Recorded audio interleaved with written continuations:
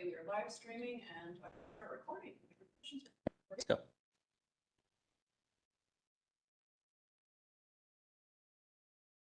We're good to go. Okay. Calling to order the July 16th meeting of the Historic Resources Commission here in 111 North Front Street, in room 204 of 111 North Front Street. The time is now 4:02 p.m. The next business meeting of the commission will be Thursday, August 6th at noon, 2026, 111 North Front Street, second floor, next door in room 205, with the next hearing of the commission being at 4 o'clock, Thursday, August 20th, 2026. Here again in room 204, 111 North Front Street on the second floor. Morgan, if you raise your right hand. Do you swear to tell the truth in your testimony before the commission this evening? I do. Morgan Graffs. Thank you. An introduction to the commissioners here present, starting on my far right. Hi, good afternoon. Bharat Basti. Clyde Henry. Joseph McCabe. Megha Sinha. Thank you. Are there any items for public forum this evening? No items at this time. Hearing no items of public forum, we'll move on to approval of the staff approvals. So moved. Second. Having a motion and a second, is there any further discussion regarding the staff approvals? Hearing and seeing none, all those in favor say aye. Aye. Opposed, abstention, motion passes unanimously. On to approval of the minutes from the last meeting, which was June 18th, 2026. So moved. Second. Having a motion and a second, is there any further discussion? Hearing none, all those in favor say aye. Aye. Opposed, abstentions, motion passes. All right. On to certificates of appropriateness and applications this evening. Right on to case number 1, which would be COA 2600632, 831 South Front. Is anybody here for it? All right. Actually, let me turn on the microphone real quick.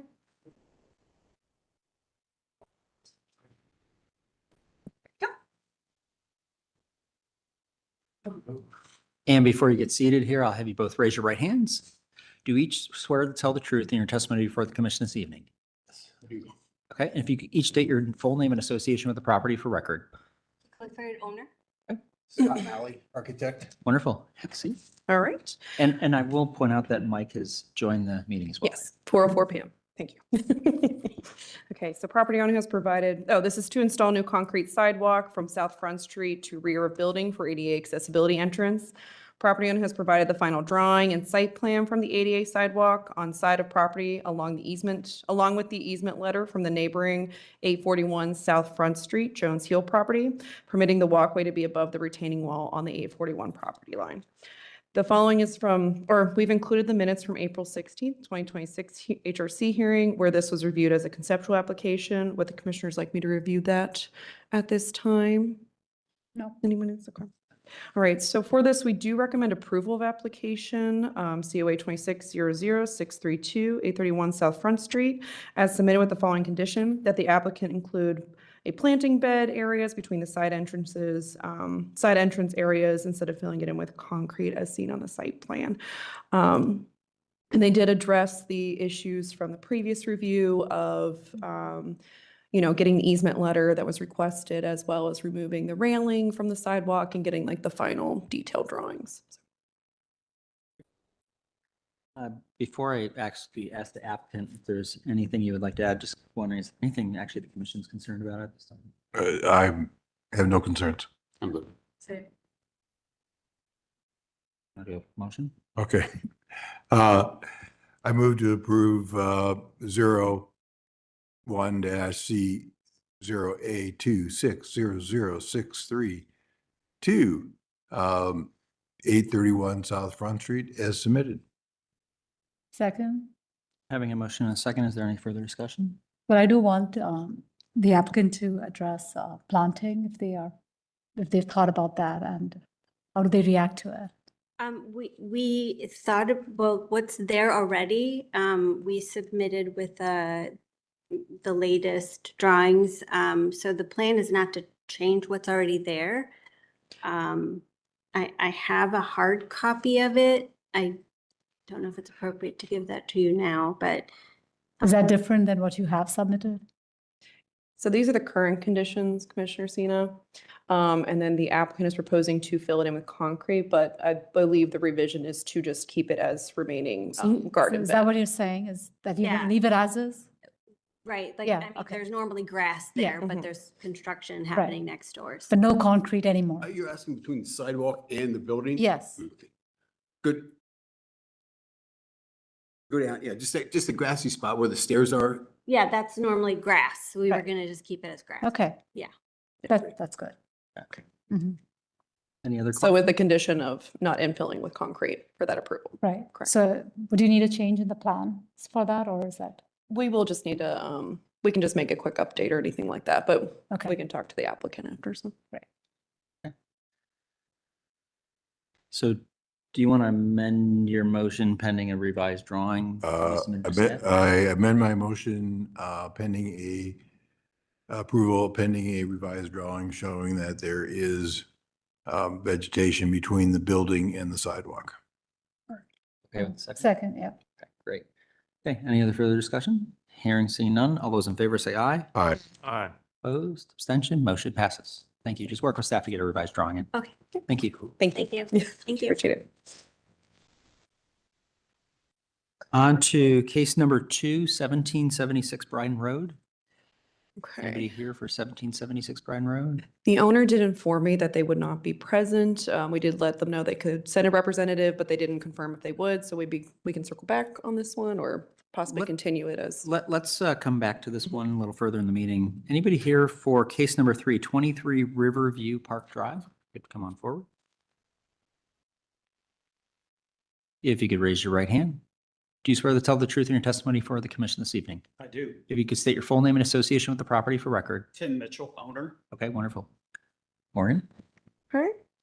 So this is a continuation of the application for 23 Riverview Park Drive. This is to remove 39 wood storms from property, remove 21 original multi-light windows on south elevation with a few on the east and west per submitted materials. The rest of the windows would be restored, replace, which would be on the north, east, and west, which I'll show in the materials shortly, and replace windows with new Pella Reserve windows from the approved windows list, windows to be painted white to match the existing. We've included the comments made at the June 18th hearing. Commissioners have stated that removing the storm windows is one thing in comparison to replacement of the removing historic windows. They would be fine with replacing the existing vinyl windows on the property, and requested that HPO staff and owners set up a site visit in order to evaluate. Staff conducted a site visit on June 30th to assess the windows. From our evaluation, all windows appear to be in a repairable condition. The windows on the second floor rear south elevation have suffered the most weathering, but the deterioration is mostly with the paint and glazing putty, which is typical sacrificial material that need to be maintained over time. The deterioration was seen due to the missing glass from the deteriorated wood storms, but the structural integrity of the sashes are still in good repairable condition from what we found.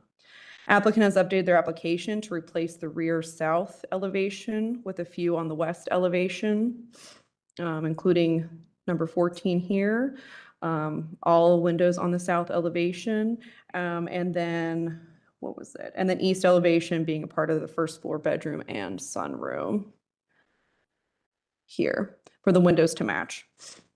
Applicant has also included the letter from Centennial Preservation with their assessment.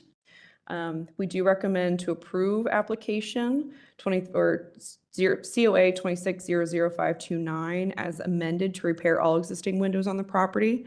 And then basis of staff rec is 311611, standards for alteration, Columbus Register of Historic Properties, architectural guidelines, windows, pages 52 to 55. That's all from us. Thank you. What would the applicant like to add at this time?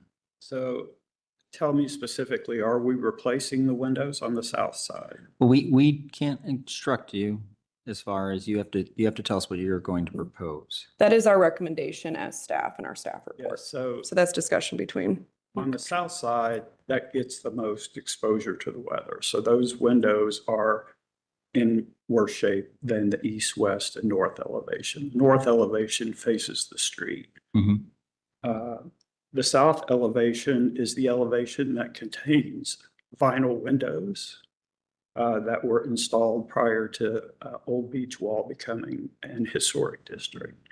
And so we would like, I think during the previous meeting, you had indicated that you had a preference for all the windows on an elevation being identical. So what we try to do is minimize the number of windows that would be replaced so that the south elevation would be replaced.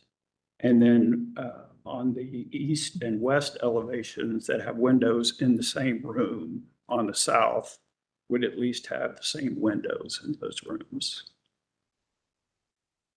Okay.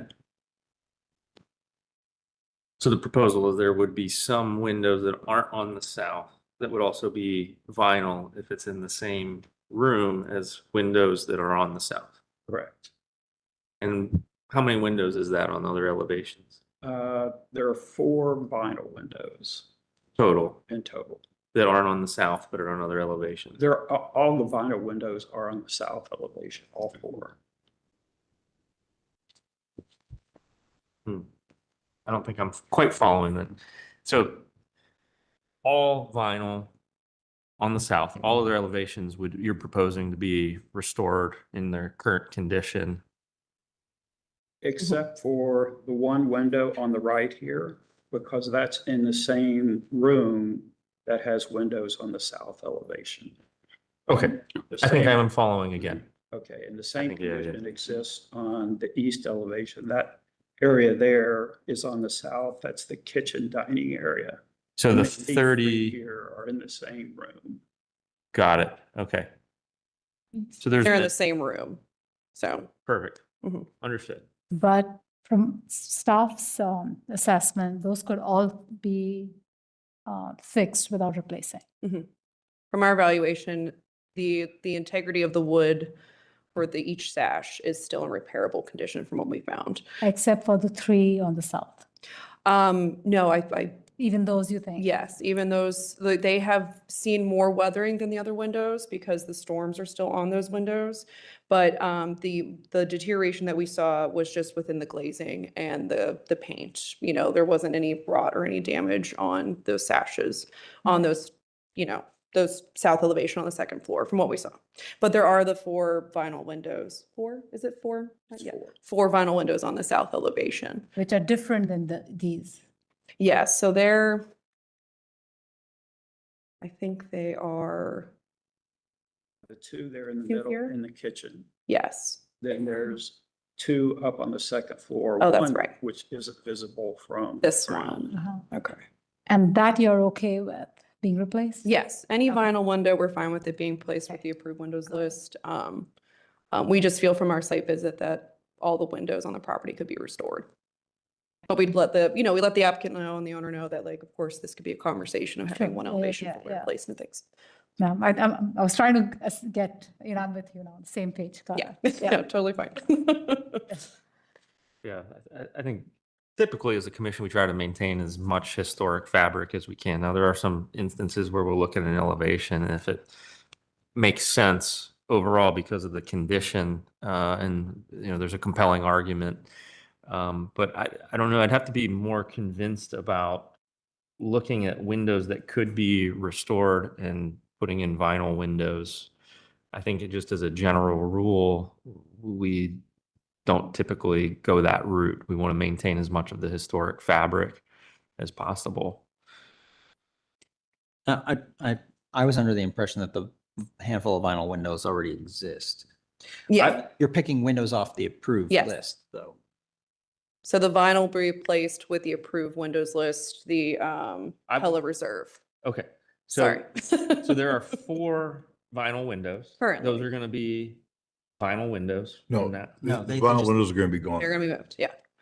So applicant would like to remove all windows on the south elevation Okay. and be replaced with windows from the approved windows list. Right. So that includes 4 vinyl windows and the rest are historic on the south elevation, including the one on the west and then 3 on the east.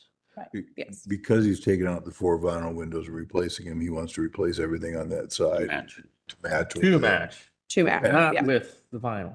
Right. Yeah, But no what- vinyl. Thank you. Vinyl's gone, for sure for it. What I'm hearing is that because those, on that elevation, if room X is getting new windows, the applicant this is unraveling where they want to go all around the house and every wall that is part of that room also wants to be replaced. Yeah. So I feel, I guess there's some way to draw the line.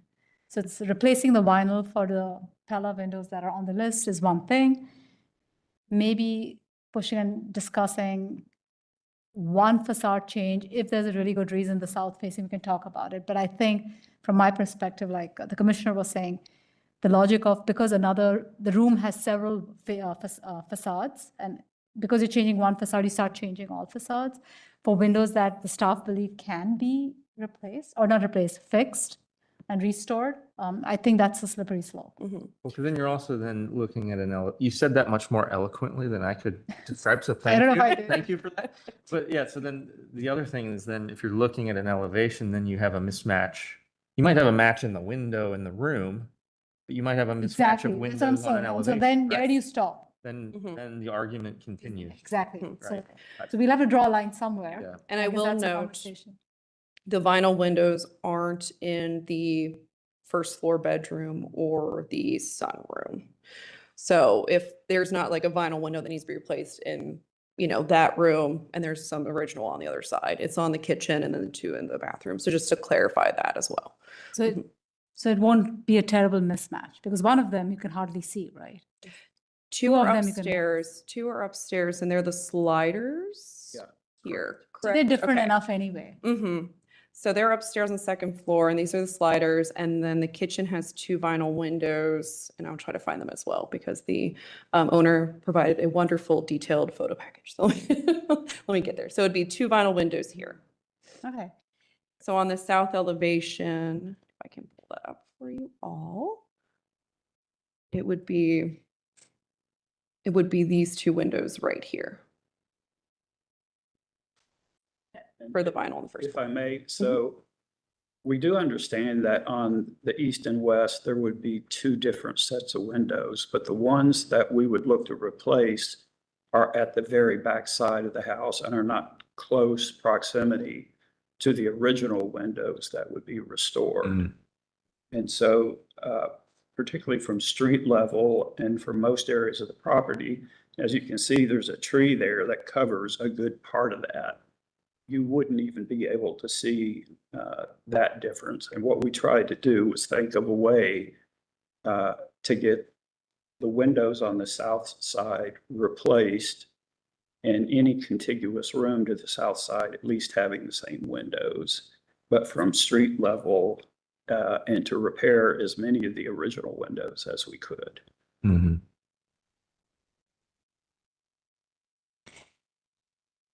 Well, I guess my thought is going with staff recommendation and okay with the 4 vinyl replacements, but everything else needs to be restored.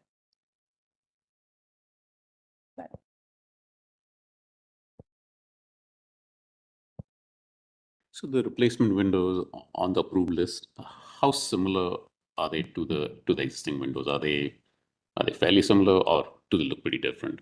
They're very similar. I mean, all these windows were vetted, and some commissioners know that are on the commission now, that they were vetted to have the same kind of, measurement configuration of an historic window. We want to make sure like the bottom rail was larger than the meeting rail, because of course it's like a 2-inch to 1.5 inches or whatever it is, different. So they do mimic the historic windows pretty well. Okay. And that's why they're on the approved windows list. We have, of course, the drawings here provided by Pella. So it kind of shows the same configuration and sizing that can be seen as the historic windows currently. Is part of the reason why you want to replace them is because you want to get rid of the storms? Yeah, the storms need to come off. We had Centennial Preservation out, and they confirmed that the storm windows are not original to the home. Right. And And their installation created problems that exist today. right. And then when you take the storms off, you're then going to have single pane glass, which is why the storms were originally put on. Right. And probably some leakage of air and stuff, because they're not going to fit as well as a new window. In our original proposal, we wanted to replace all the windows in the house Mhm. because we saw the list of approved windows, so we thought if we use those, we could get the home much more energy efficient without sacrificing some of Yeah. the replacement windows would provide. There are ways to make historic windows energy efficient as newer windows. So there are ways to do that through different types of, weather stripping, maybe like a double pane of window glass and things of that nature that could be done to help weatherize the windows. We did notice that some of the top sashes kind of had sunken down. They might have lost their rope connection for the mechanicals for them to actually close properly and things of that nature. So that could be something to look into too, but yeah. I kind of err on the side of the storms that were retrofitted detract on the exterior from this house pretty significantly. I do have concern that even though the windows get repaired, I've already witnessed some repairs on wood windows use wood where then the repair itself ends up failing before the rest of the window again. All right. We've not seen a good track record on some window repairs. I've not seen retrofit get to the point of what I know you're probably looking for on the energy conservation side on this. It is a struggle, only because I know that this home, the historic inventory sheet is on the last page here. And, very distinctly, we know who occupied the house, the architect of the house. And it looks like this house has a little bit more, historical interest from a design standpoint. But it looks like your interior, I think, has already been sort of, muddled over a bit. Yeah. It would be great if an entire facade of windows still could be saved, I think, for record. I've always been sort of more lenient on the non-primary elevations being able to be replaced just for longevity and seeing that the life of these structures continue to get, promoted the best we can and preserved the best we can. But I do think that the look of the home is significantly altered right now. And even if you were to put new storms on this, I think the look won't look right. Right. Based on what this home is supposed to look like as it was originally built and intended, which is the only reason I do think that the replacement windows would actually be a win visually for this scenario. Because, interior storms have their problems. I go through all those things, these iterations in my mind, and knowing what we've, what our documented preservation techniques out there, and just there are problems with storms inside or outside. Well, and I'm a little bit more maybe lenient if we could see that the applicant preserves an entire facade of windows, though I do think that is a win if they can rebuild one facade of windows. And that would, I think, There's some historic record then preserved. that would be a good compromise because on the facade that it does restore, he may be able to take the best of the windows and move them over and really have it functioning and then have the entire home function so it lasts. And I will note that we did not see any significant deterioration on any of the wood for the sashes. The only maybe deterioration that we saw was probably on the sills. I know typically for replacement, it is 50% or more to replace. So we did not see that on these sashes. but I mean, this one looks the It does. But when we got there and kind of poked and prodded, it was still in pretty solid shape. It was just mostly the glazing and the paint. So just additional information from just our site visit.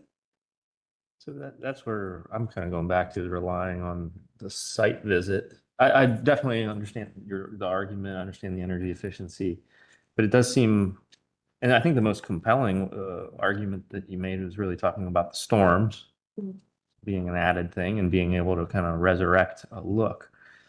But in general, philosophically, I'm having a hard time wanting to replace windows that seems like can be repaired. I see a case for the south facade having maximum exposure. I see some logic there, and I see the compromise of 3 sides more or less being preserved, and then the one side that takes the brunt of the weather, being sort of looked at differently. Especially back to my question about whether do they look pretty similar. So I guess we're not as concerned about a visual mismatch. They should for most intents purposes, look pretty similar. So I can see a case for just the south facade, given that 4 of the windows already are not original. So Right, because all 4 of the vinyls were on the south side, right? Correct. yeah. Yeah, that's what I thought. And so it'd be the south side that'd be totally replaced, and then the other ones, an attempt to restore them. Makes sense? Kind of where we're at. Yeah, trust me, I'm very sensitive to historic structures. My office building in Dublin is from 1842. Oh, wow. I've gone through a number of improvements to keep it as original as possible. It's always hard. So,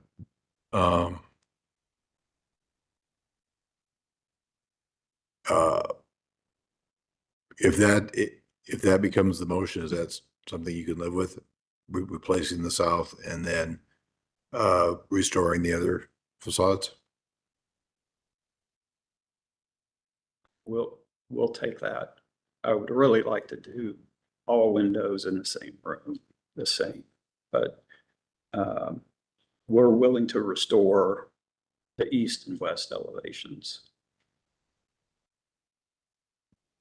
So the only thing I want to say is that apart from the south facade, there would be 2 other vinyl windows somewhere else, right? Apart from the south facade, there are 2 vinyl windows somewhere else that you wanted All to, the vinyl windows are all on Yeah. south, okay. 2 on the first, Yeah. 2 Oh, so on the it's all in second, one- so okay. 4, yeah, so they're all on the South. south. That's okay, Yeah. got it. Yeah. Reasoning for applicant wanting to do the whole elevation of the Okay. south, because there's the 4 vinyl on that, yeah. Well, before we make a motion, because I would want to entertain this as a conversation point. When we say that the other facades are going to get restored, what are we expecting to see in this scenario? Because I want it to be clear with the commission to understand that when we say the other facades are going to be restored, he's going to go and restore the intrusive looking storm windows on the other facades? No, I No. think dorm windows are removed. The storm windows just removed, so we expect them to go to a lesser degree of energy efficiency and potentially decrease, the ability to, extend the life of this building. I'm just coming through these things. What is the solution if, Mhm.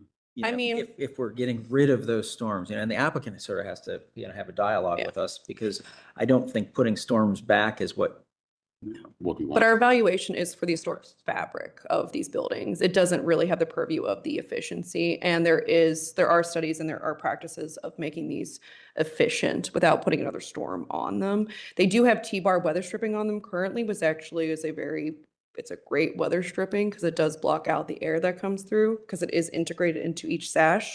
So that is evident on there, but there are additional items that can be added to create more weatherproofing for these window openings without having a storm on. but then the applicant would never have a screen sitting on the window either. No, What'd you say? I'm sorry. That they would not have a screen on the window either. No, and I mean, the applicant can always come back to add a screen on if they would like. But our purview is the exterior of the building and the material, the historic material of the building. So I mean, if there's energy efficiency for the inside, I mean, that's not technically our purview at this time. And there are ways to weatherize and improve the efficiency of the windows. So just from guidelines and code standpoint. And NPS practices and things. So are you thinking that if all the windows were replaced, that would be a better solution because the building would be able to maintain itself into the future? And it would be more That's the energy basis, that's the basis of my concern is the ability to promote long-term preservation of the structure by sort of nominally replacing these windows. I do think it does return a lot of stuff back to its original look. Yeah. But right now, for current guidelines and codes, it's to evaluate the historic integrity materials on the building. And that could be another conversation that we have in the future, Commissioner McCabe. But I think for right now, we should try to stick to that specifically for. Energy efficiency is one thing, which again, we're all sympathetic to this. And we've Yes. struggled in the past too with solar panels and roofs. I mean, all of this, right? But And- water leakage is another matter. And what I understand, and I'm the architect, that through repairing these windows, through good restoration practices, the water leakage issue can be resolved, Mhm. right? Yes. So that's not an issue. And right now with these, unfortunately, most storms now have weep holes. These do have weep holes on them, but they have been caulked and painted over time. So there's no way for if water is to get behind the storm in between the storm and the window itself on the exterior, there's no way for the water to be released. So if new storms are put on, weep holes would be present on the new storms for the water to, leak out or vacate. If there's no storm, the water would just drip off the window itself.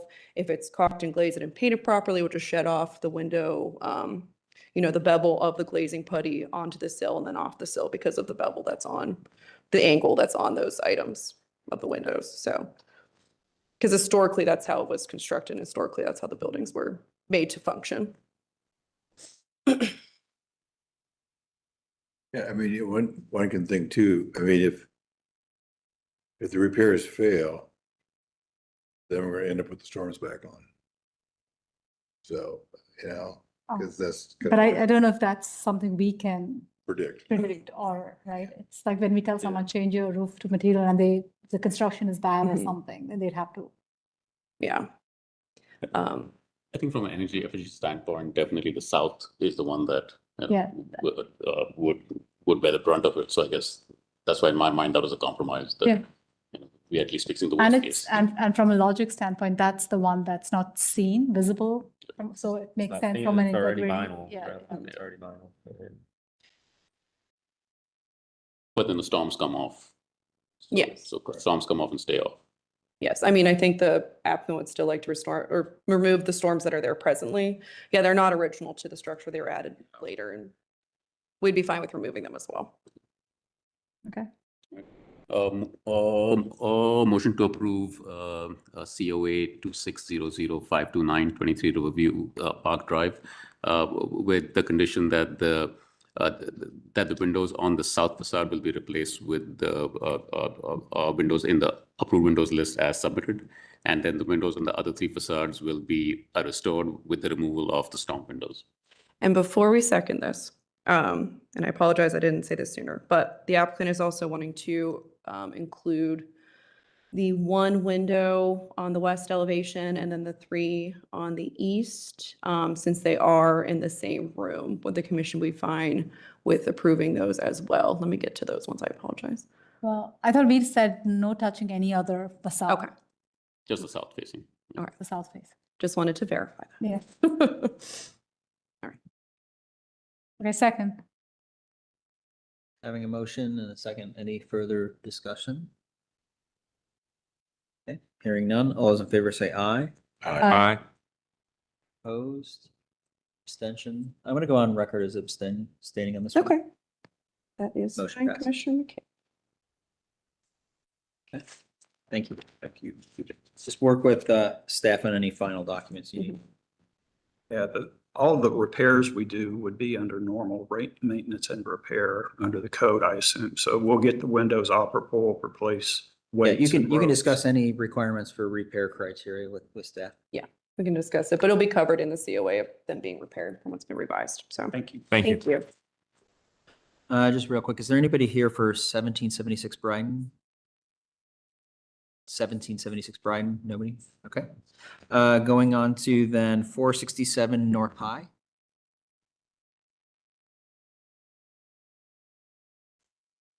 If you raise your right hand. Do you swear to tell the truth in your testimony before the commission this evening? I do. If you could state your full name and association with the property for the record. Connor Heisler, architect with Elevation Studio. Okay, wonderful, thank you. Maureen. Okay, so this is to remove the existing double wood door on west elevation, replace with a new full light wood doors that will be stained to match east elevation. Remove awning and install new black gooseneck light fixture. Replace wood paneling underneath storefront windows and install with new smooth panel wood that will be painted black magic.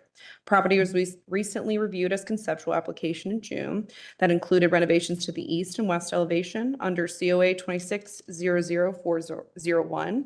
Application was split into two to move COA 2600401A, east elevation from conceptual to action for approval with conditions, since the east elevation had previous renovations done and was not the original storefront design. The west elevation remained under conceptual review. We have the minutes from June 18th for that application. Would the commissioners like me to review any items from last month's hearing for that? No, Okay. Okay. Applicant has revised their initial submittal by removing the elevation graphics, maintaining the original door opening and location, and maintaining the existing wood windows. So that has been updated from the last review. After further review of the west elevation doors, HPO staff believes that the commercial doors could be original to this location. We would recommend maintaining and repairing if they are seen to be in good condition. If needing to be replaced, we'd recommend replacing the doors with the same design to match existing instead of the full light that's proposed. We recommend to approve COA 2600678467 North High Street, North Market Historic District, as amended to repair the existing double doors or to be replaced with new wood doors to match existing design, with final materials to be submitted to HBO staff for review and approval prior to issuance of certificate. Basis of staff rec is 311611, standards for alteration, and short north design guidelines, commercial storefronts. Mr. Chair, I need to recuse myself. Okay. If you could note a Yes. recusal of Mr. Henry. Yes, of Commissioner course. Henry for this case. Thank you. Sorry. Okay. What would the applicant like to add at this time regarding any additional information? Given the significant scope reduction to this, I really don't have anything to add at this point. Field any questions for you guys if you have any. I will open up to the commission for discussion. I guess just building on what the staff said, any opinion on the doors that the staff believe might be original? Have you guys studied it, looked at it? The existing doors right now, we believe that they have been altered in the past 20 years or so. So we're not sure if those are historic or not, but yeah, I don't have much more than that for you. Because I guess what I'm hearing, and if you heard the previous case, if, again, staff believes they're original. So I guess part of what we would hope is you either confirm that, yes, it is, or no, it isn't, and help us understand why it isn't. And then that makes the conversation different, right? If it is original, and we have to go with what staff says at the proof in front of us, unless here someone else feels very strongly that they know the building, then I can rely on them, but. And if it's original, then the question would be either keeping it and preserving it or replacing in kind so it looks similar. Are there any condition issues with the existing doors? I think there's some HVAC problems that replacing that would be helpful for that. Like there's air leakage or something through the doors? It's pretty old, so just cleaning up that elevation, especially with the merchant hotel going in, that was a desire of the client. But to obviously make that still look as close as possible to the original. So, but your design shows something different. If you were to replace it. So we wouldn't obviously have a red door, but we The style. the style's a little bit different. We extended the light on it. But just cleaning that up and making it, a little bit more efficient. Sure, but I guess you're sticking with the extended light and not. I mean, if you guys recommend changing that, I'm sure our client would be okay with that. Yeah.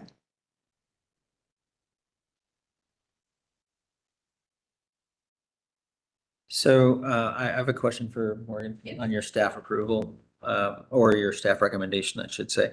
You obviously have, there's this amend to repair, but is it your recommendation to potentially be replaced to match existing design?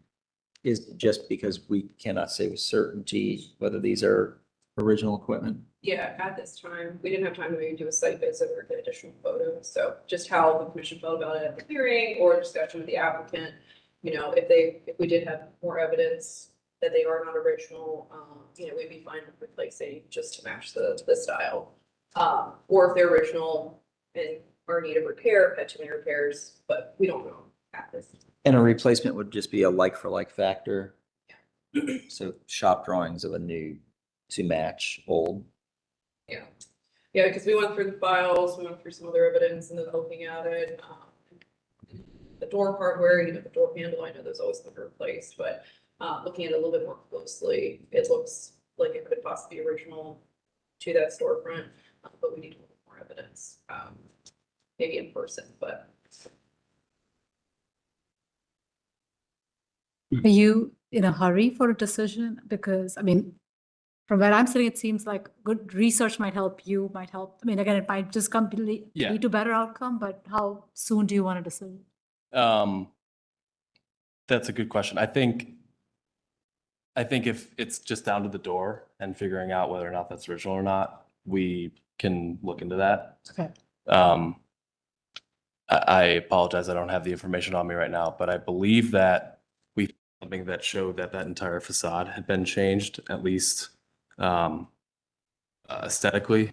So with the battens that you're seeing there, the painting of the door, that had all changed at some point. So the battens aren't original to that. Whether or not the door is original, I can't say for certain, but it has definitely been painted and altered to some extent in their existence there. So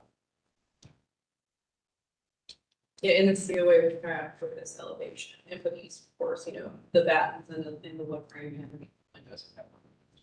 Yeah.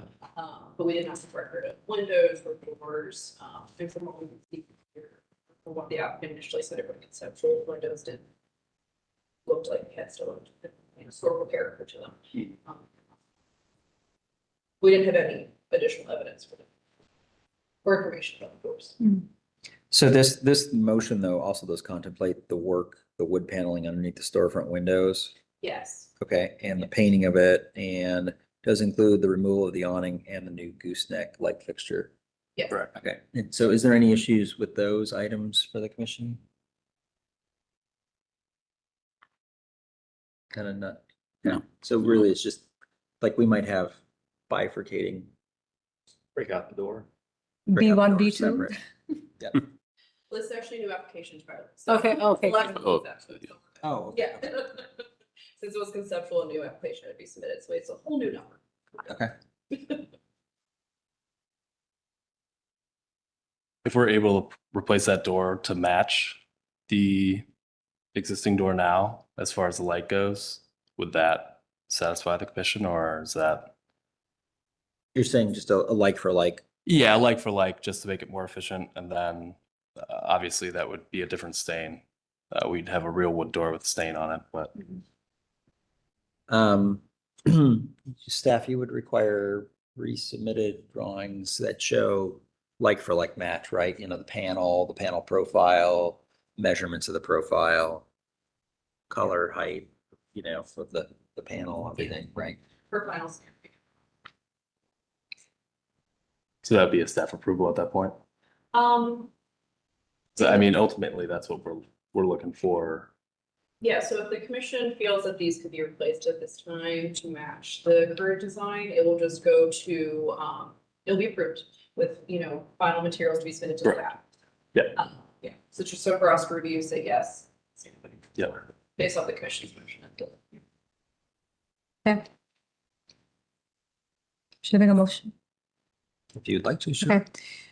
Make a motion for application COA 26000678 as to be approved as presented, with the caveat that the door will be replaced in kind in terms of design to the existing door, with the stain to match the applicant's kind of full package. And that would just need to be staff approved with updates to the plans and shop drawings and things like that, but elevation updates, whatever the staff needs. Second. Having a motion and a second, any further clarification? Hearing none, all those in favor say aye. Aye. Opposed, abstention, motion passes. Thank you. Thank you. Appreciate Just it. work with staff to get the additional Absolutely. materials you need. Appreciate it. Nice. Next time. I think Commissioner Henry is going to come back into the meeting. I am coming back. to the Wonderful. meeting. Thank you. Okay. Moving on to 525, 531 Park Street. If you could raise your right hand. Do you swear to tell the truth in your testimony for the commission this evening? I do. If you could state your full name and association with the property for record. Aubrey Flores with Myers and Associates, the architect record. Okay, wonderful. Thank you. Is this far enough away? This is Yeah. to install new Yeah. movable structures that will be used seasonally for restrooms. Not on mic, so I apologize. For restrooms, bar, and seating areas on the exterior patio that was approved in 2020. Install utility work to tie in the movable structures. Reduction of the elevated stair and landing area on that elevation inside, and minor reconfiguration of a storefront door and window opening. HPO staff initially informed applicant to provide the following: photos of the existing area where they're proposing the alterations, include the pages that only pertain the proposed exterior alterations, and either circle or highlight the areas of change in order for staff to review of the architectural drawings provided. Detail elevation drawings, the proposed movable seasonal restrooms and bar, and just a site plan indicating the additional utility work point for the plumbing. Applicant provided the current renderings. Staff would request the additional information still be provided, the detailed elevation drawings for the proposed restroom and bar, site plan indicating the additional utility work needed for the plumbing, description on the movable seasonal title, if they will be moved, when will they be moved, and where will they be stored, as well as what happens to the temporary plumbing connections on the patio.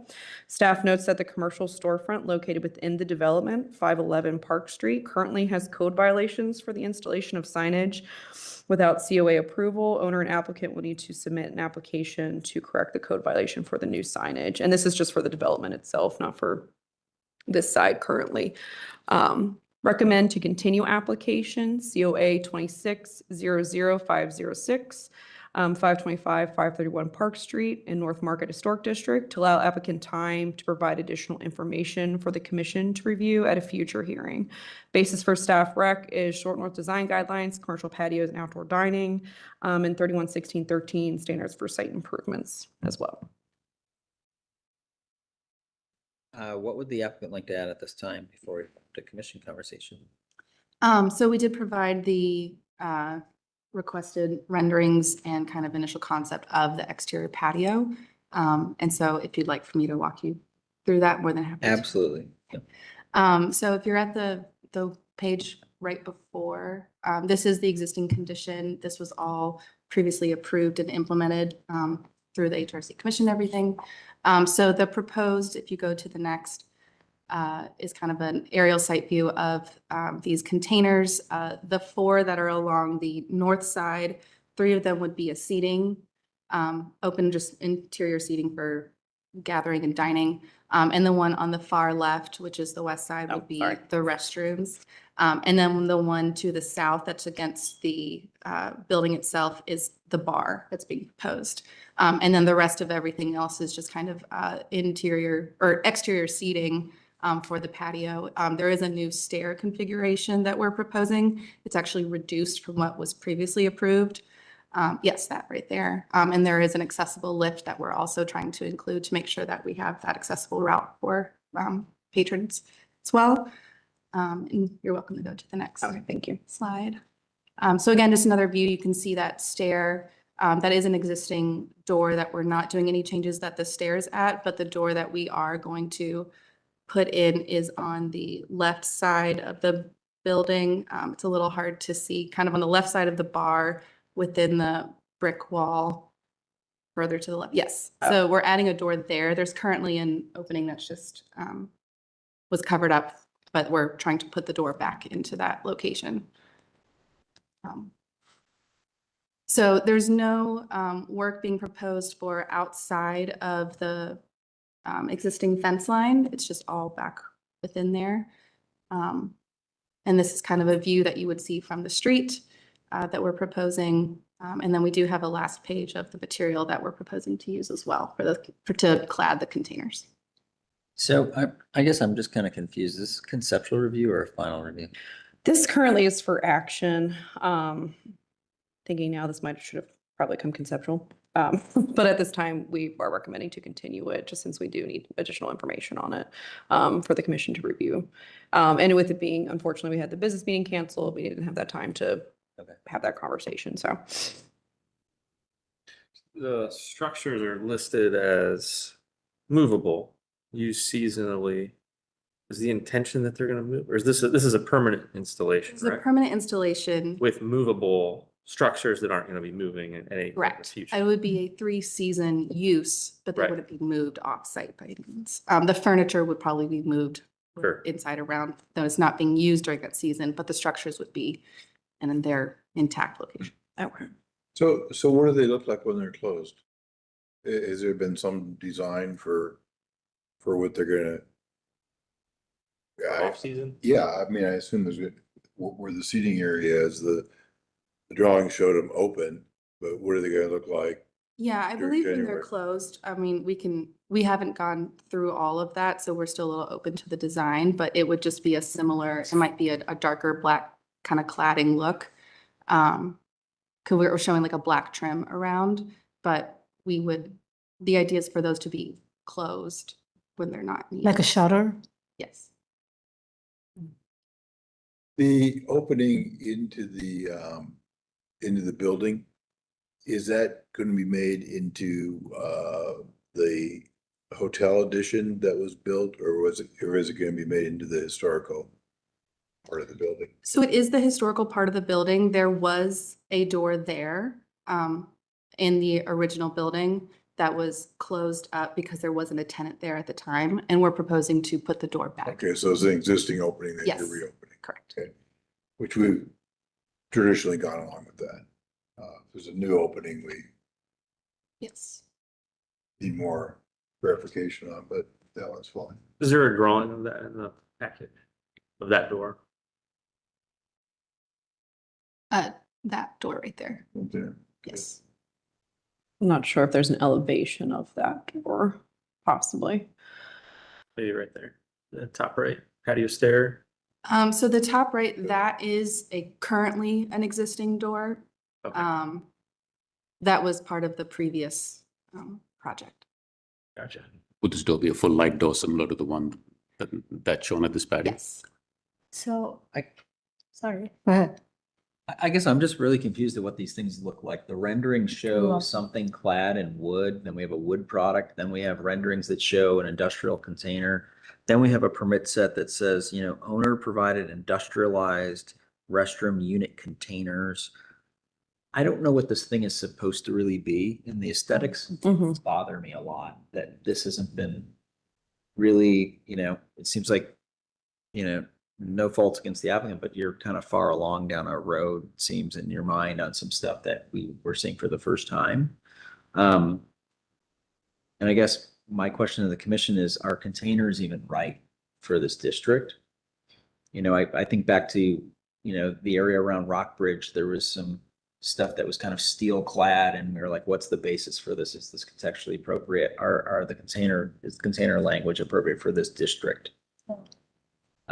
And I'm kind of unsure, because it looks like you have permit drawings here, and you only really show like the owner providing the restroom unit, and then the other ones are kind of just lightly grayed out. So it's like, what is the scope here? Like, are you really delivering all these at once? I just have a lot of questions about, what is really being proposed here? Because I would not take action on something that has this amount of ambiguity about what is the real skin of this thing even. Yeah. And if they're actually permanent units that are gonna Right. be there, Right, then why are they movable container units? right. If I may, Yeah. so with this location, we are right up against the highway. There are a number of tiebacks from the highway up to this location. So you actually can't build onto this patio.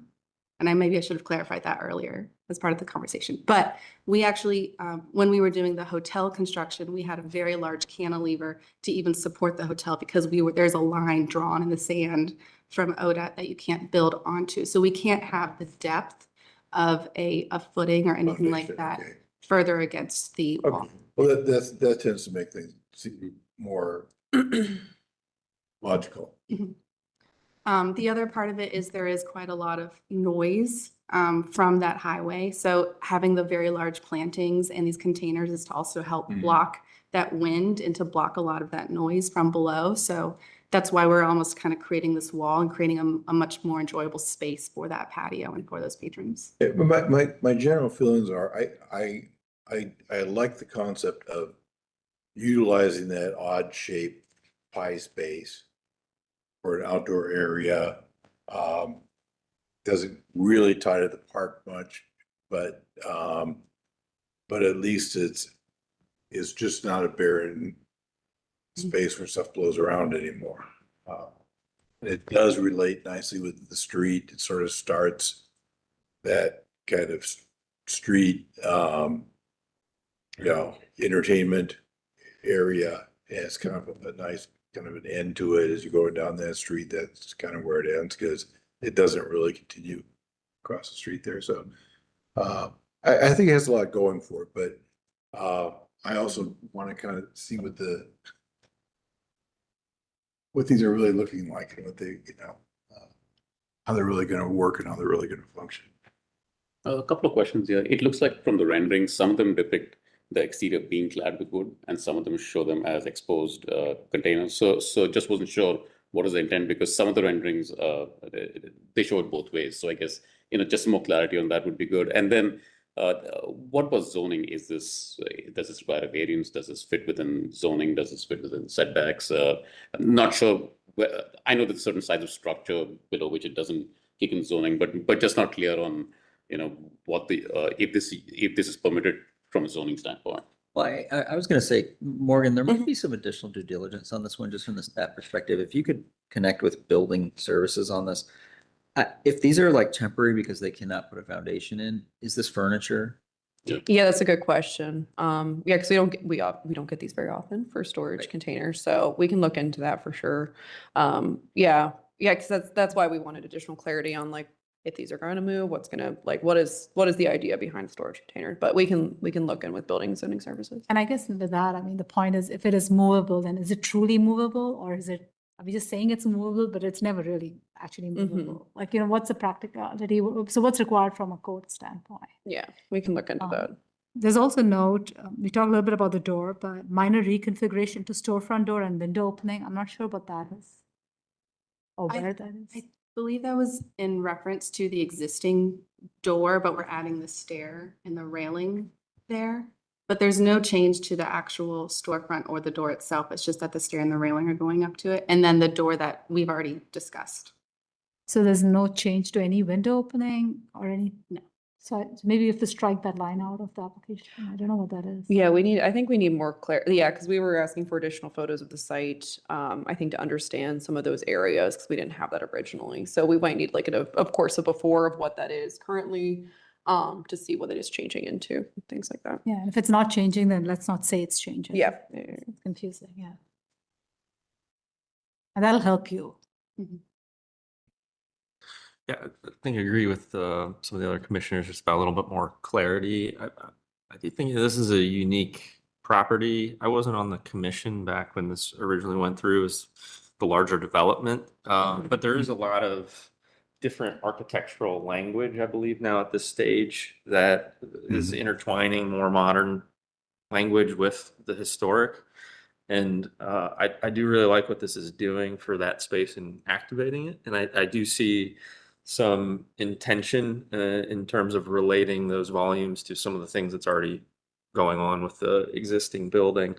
But for me, it feels like others have talked about like more of a conceptual at this point. We're just kind of talking about things at a broader level, but I think with some more detail and understanding, this could be a viable path from my perspective. I think what we want to see is, we want to see those units. We want to see facades on all sides so that we know this side is wood, this side is this. So we get a really clear idea of what they really are going to look like. It looks like you had some lighting bars of some sort or other around them. Maybe a building section of showing the sections so that we know, is it attached, that frame, is that coming out, what's really going on there?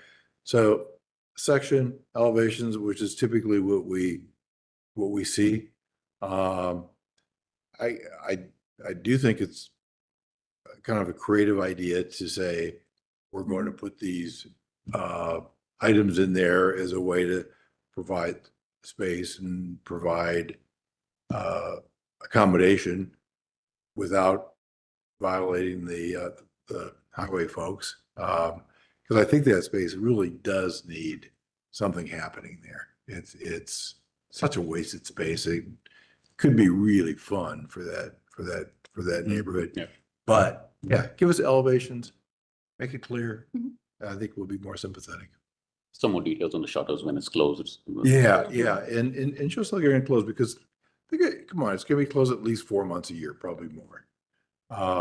And so when you're walking by, is it gonna look like off season, or is it, or is there some way that you're gonna figure out that's gonna, I mean, you could even propose maybe you move some of the plants up on the gate area so it doesn't look so much like a carnival that's closed.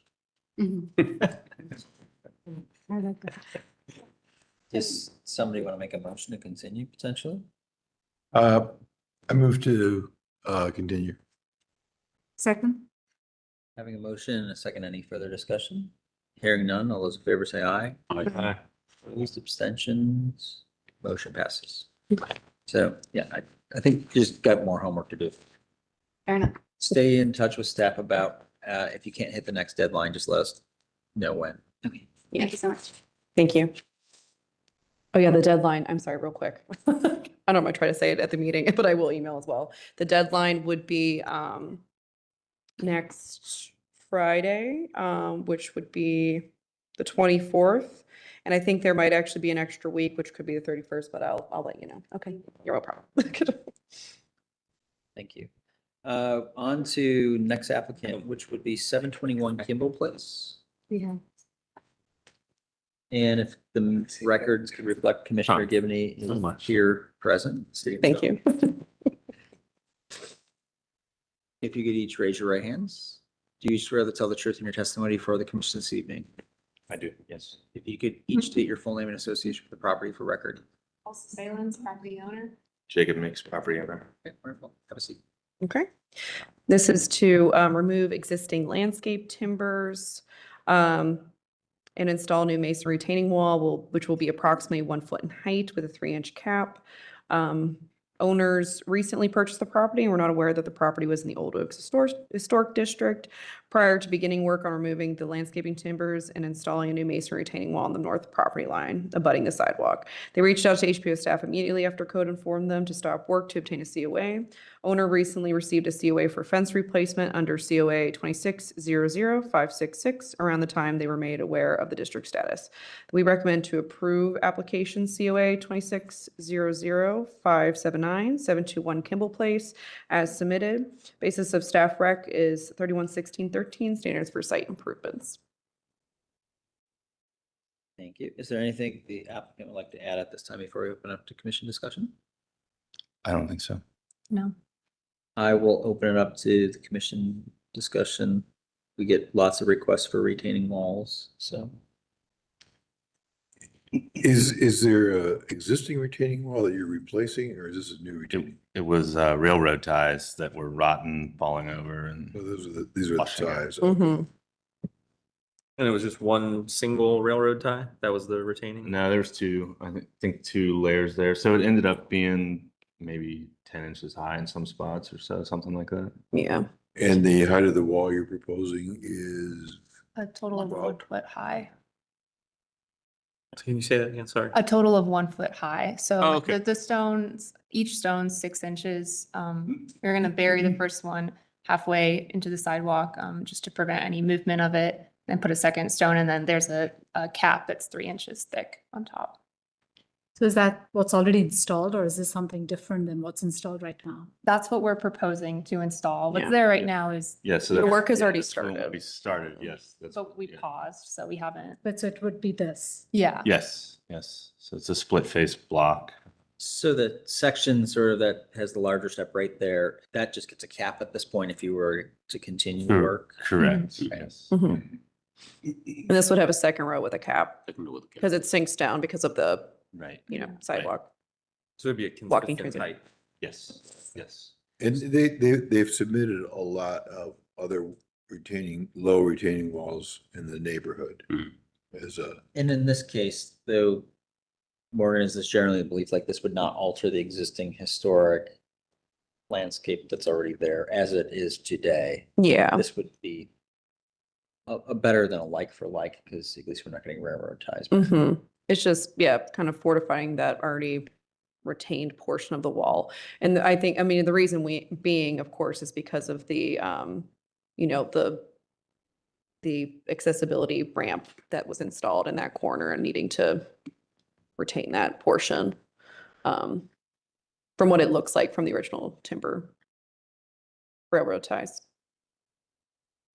And you would need something there anyway for stability. Mhm. Yeah, there's You need- just runoff. it's just gonna runs run off the sidewalk down. So. Mhm. Yeah. Yeah. Traditionally, we've not been real supportive of retaining walls in most areas, but I think the shape of this particular land in that it isn't nice sloping down as we see other areas. And there's a case that there is already a retaining wall there. There's 2 ties, it's 8 inches, he's going 12. That's not terribly much, so I can see supporting it. Once you do this, finish this work, are you going to update any of the landscape?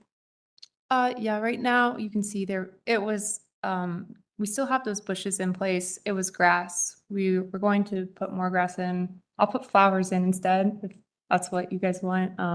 And then in the other corner on the other side, there was, a honeysuckle that the owner previously ripped out. So that was just grass again that we were going to replace. Before you did anything, it was just grass? It's grass and overgrown honeysuckle and other, it was a mess of kind of bushes, I guess. Is there a site plan? This is the site plan that they provided Okay, for the so- property. I mean, it would be good to have a site plan that shows even the landscape, Okay. what you're proposing to do. And I think you'd have to recommend what you want to do, but I guess our initial thought is just grass right now, just to get it established, but I can submit that to.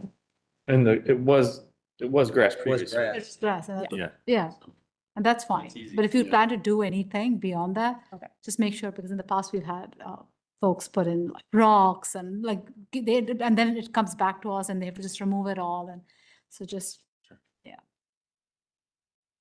I'm actually okay with this one with the unique caveat, just like Commissioner Henry has also talked about. It is the location. It does have the ADA sloping condition at the ramp that was not anticipated in the district originally, so that's a later modification. It is very unique compared to other requests we get for retaining walls. This one would be potentially a case in my mind to approve. I make Yeah. a motion to approve COA 2600579 as submitted, only with the caveat that the landscape is going to be just grass for now. And if there's any other change, then that will come back to staff and the commission. Second. Having motion and a second, any further discussion? Hearing, seeing none, all those in favor say aye. Aye. Opposed, abstention. Late in a couple. Motion passes. Thank you. Thank you. Late. Thank you. It's your theme today. Moving on to 26 East Oakland Avenue. Anybody here for? You can come forward.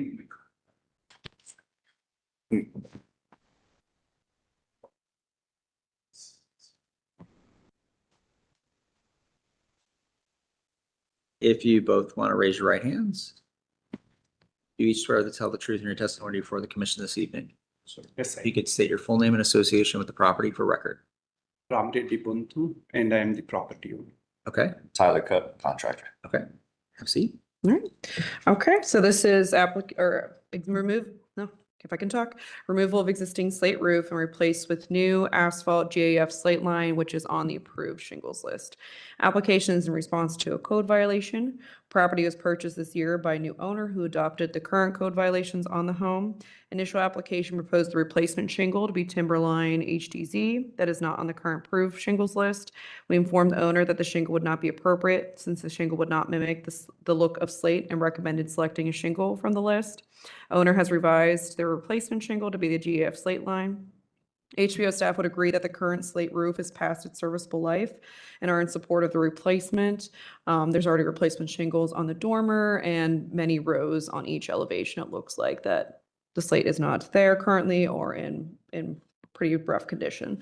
So we recommend to approve application COA 26-00613, 26 Oakland Avenue, Northwood Park Historic District, as submitted with the following conditions: that metal ridge roll in either Tinner's red or gray be installed on all ridges, and installation of metal valleys to match the color of the ridges as well.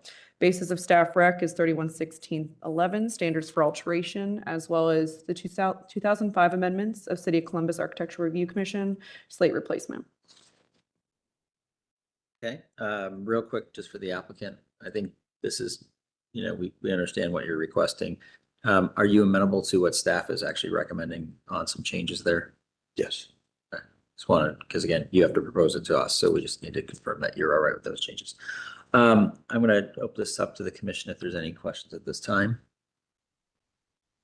Are you replacing the roof in its entirety? Yes, sir. Even the Yeah, stuff if it's- that, even the stuff that was already replaced previously, that's getting replaced again, so it all Correct, matches? yes, sir. Yeah, it's gonna be a complete slate removal, and then we're gonna move to that GA slate line. It's beyond repair, as staff said, and then also too, we discovered that there's plank decking, which is against code.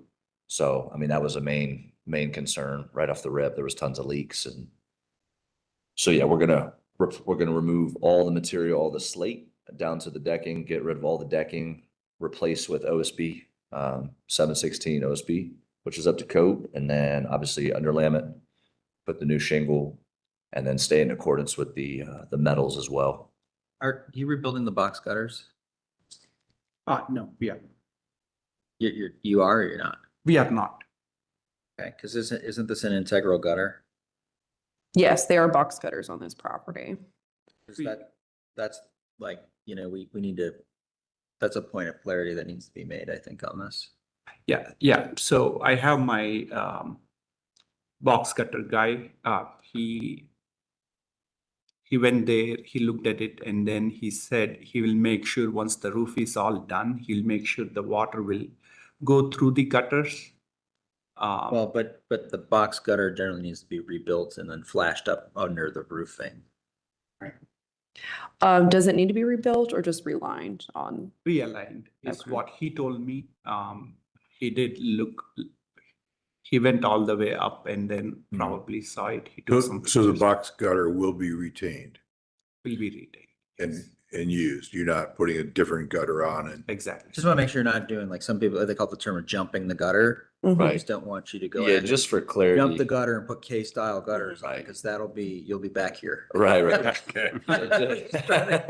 Just call, for Commissioner clarity, Case. yeah, we're doing the roof. He's got a guy doing the box gutter realignment, so it's gonna be like a in sync project where we're Okay. tag teaming that. We get people that miss that critical part and then jump the gutter, and then it's a problem. And I will, We I don't will wanna see- yeah, That makes sense. clear out. No offense. And for gutter relining,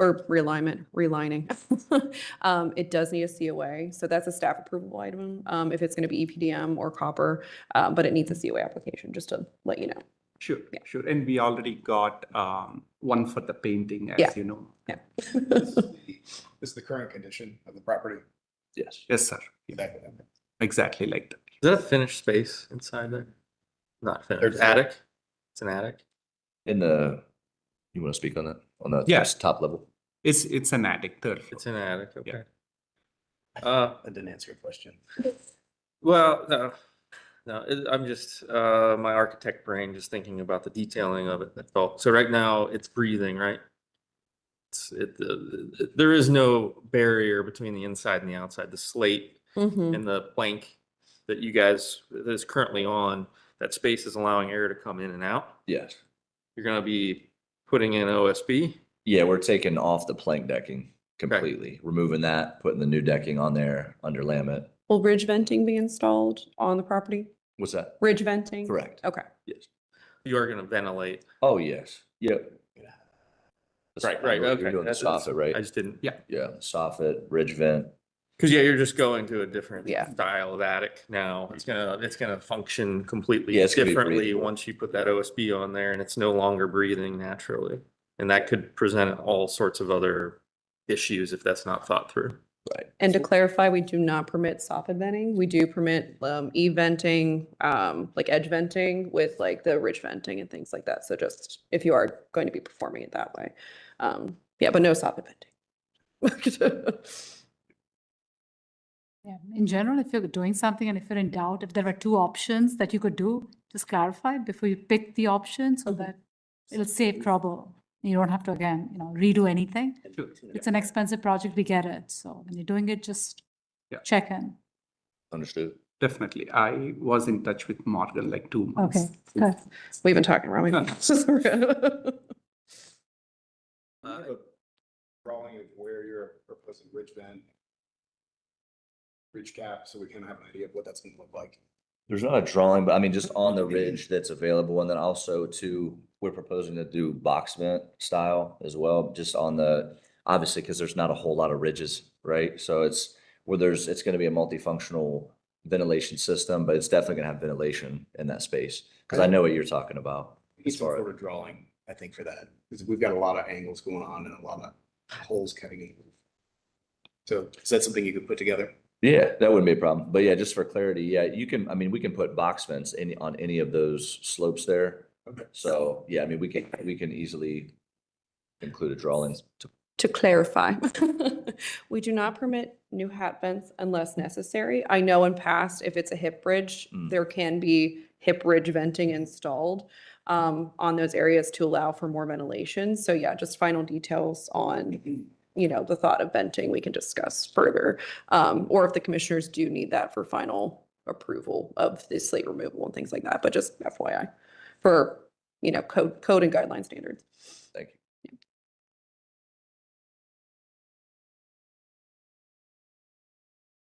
Should I make a motion? Sure. COA 2600611326 East Oakland Avenue to be presented as submitted with the exception of adding a drawing of ventilation, which is appropriate for the Historic Resources Commission requirements prior to issuing of a COA. I'll second. Just to clarify, and staff had some caveats. Is the motion including those caveats? Yeah, so we've got ridge roll to be painted red or tinted red, which I think is what you're after, right? Correct. Yes. And just the flashing and any flashing just to match it, that's all. Just a standard that we have for roof replacement. So. Got it. Thank you. I would like the motioner to also consider adding in that the applicant has agreed to also seek out a COA on box gutter rebuilding. So moved. If okay with the seconder as Second. well. Yep. And that additionally, the drawing can be staff approved. Yeah, Second. Great. it's conditional, but yeah. Any other further discussion? All those in favor say aye. Aye. Opposed? Abstention? Motion passes. Thank you. Thank you. Just stay in dialogue with staff. Thank you. Thank you. Going on to 132 East Oakland Avenue, 132 East Oakland.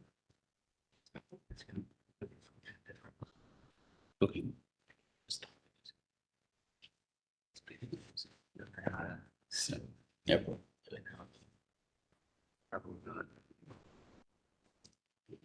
Like this one.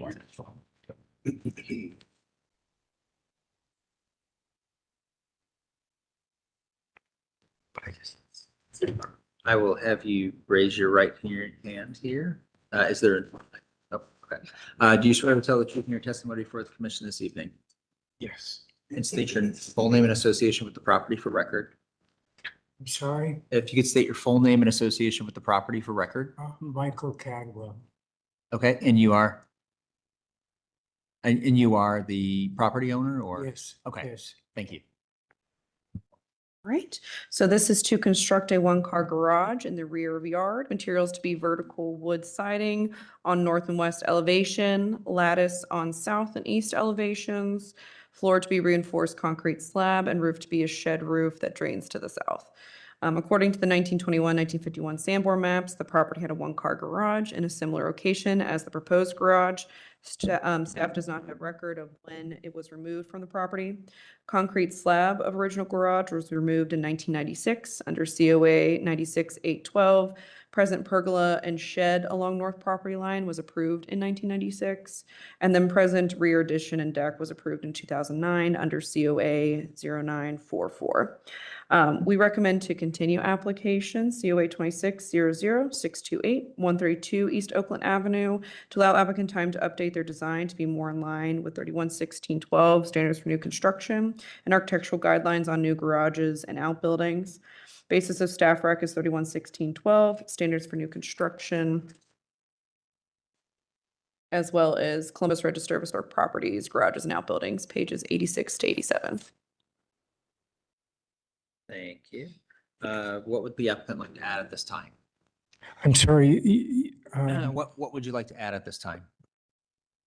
Well, I would just like to say that I have terminal cancer. I'm steady, but I'm a little slow, so please don't take that as disrespect. Would you like to tell us about your project? Well, I think it's pretty straightforward. It's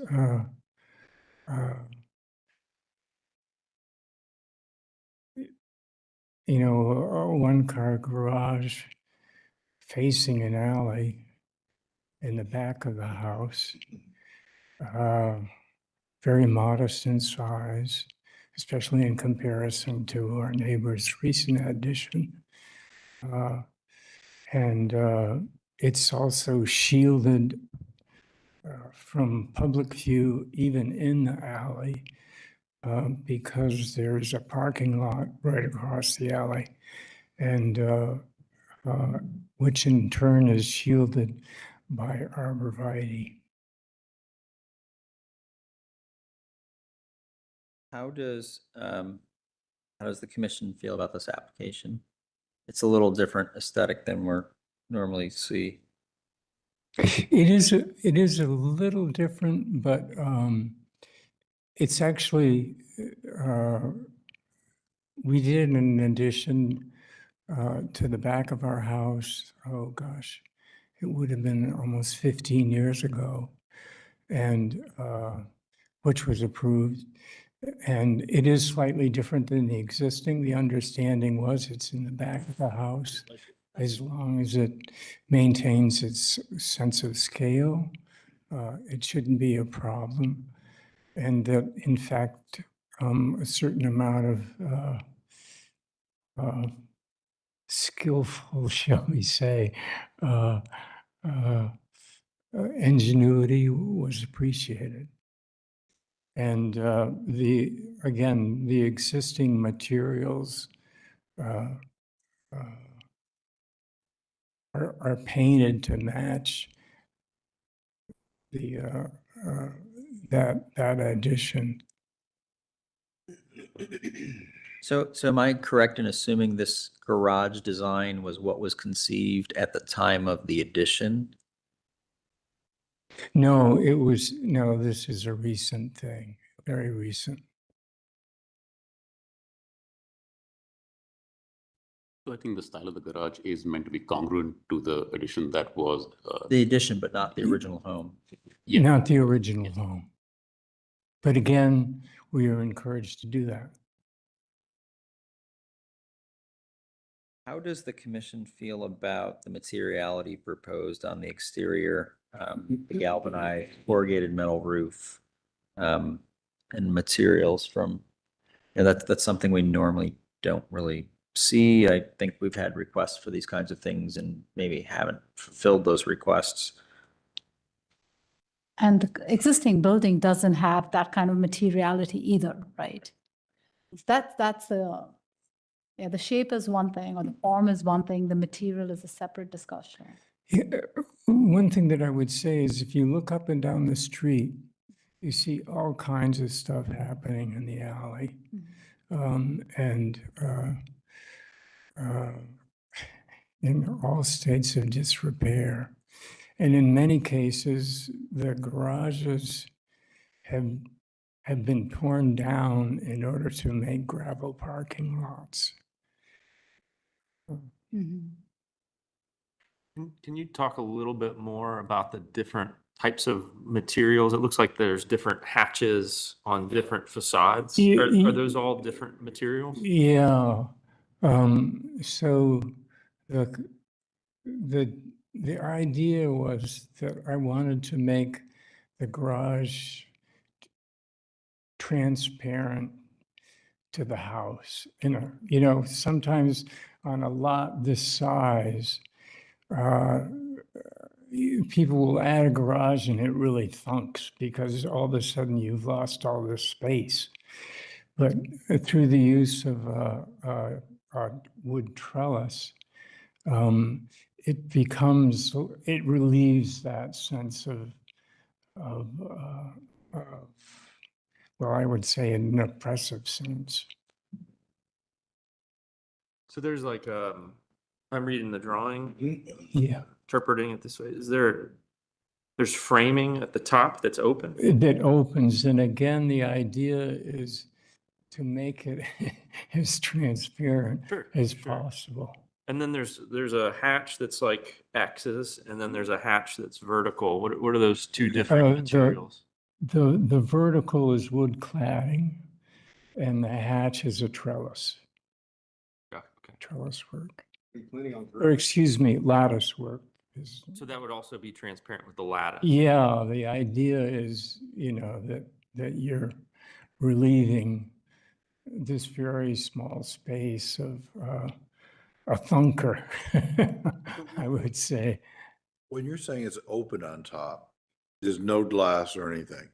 No. So in some ways, it's almost more like a carport with. It is, yes. And originally I thought it would be a carport, but then I realized that I'm cladding it in such a way that it's not as, Is that your wisteria on that corner? yes. Is that gonna grow on the side of this? Yeah, it'll be maintained. So that'll kind of hide. Yeah, it'll also, keep a barrier to the alley. Okay. Yeah. There's a couple solid sides, and then there's a couple trellis sides. Yes. Okay, Yeah. understood. Yeah, Gotcha. yeah. And the trellis sides are interior and like clad is on the exterior. Yeah, it the looks. clad is on the exterior, Okay. yeah.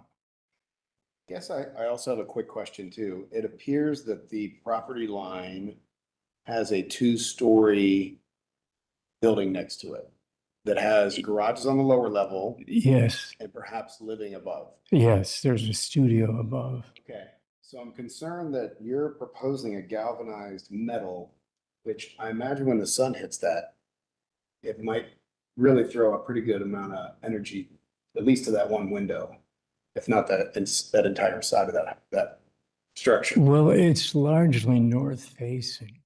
This is the north side of the lot, not the south side. And it's gonna slope.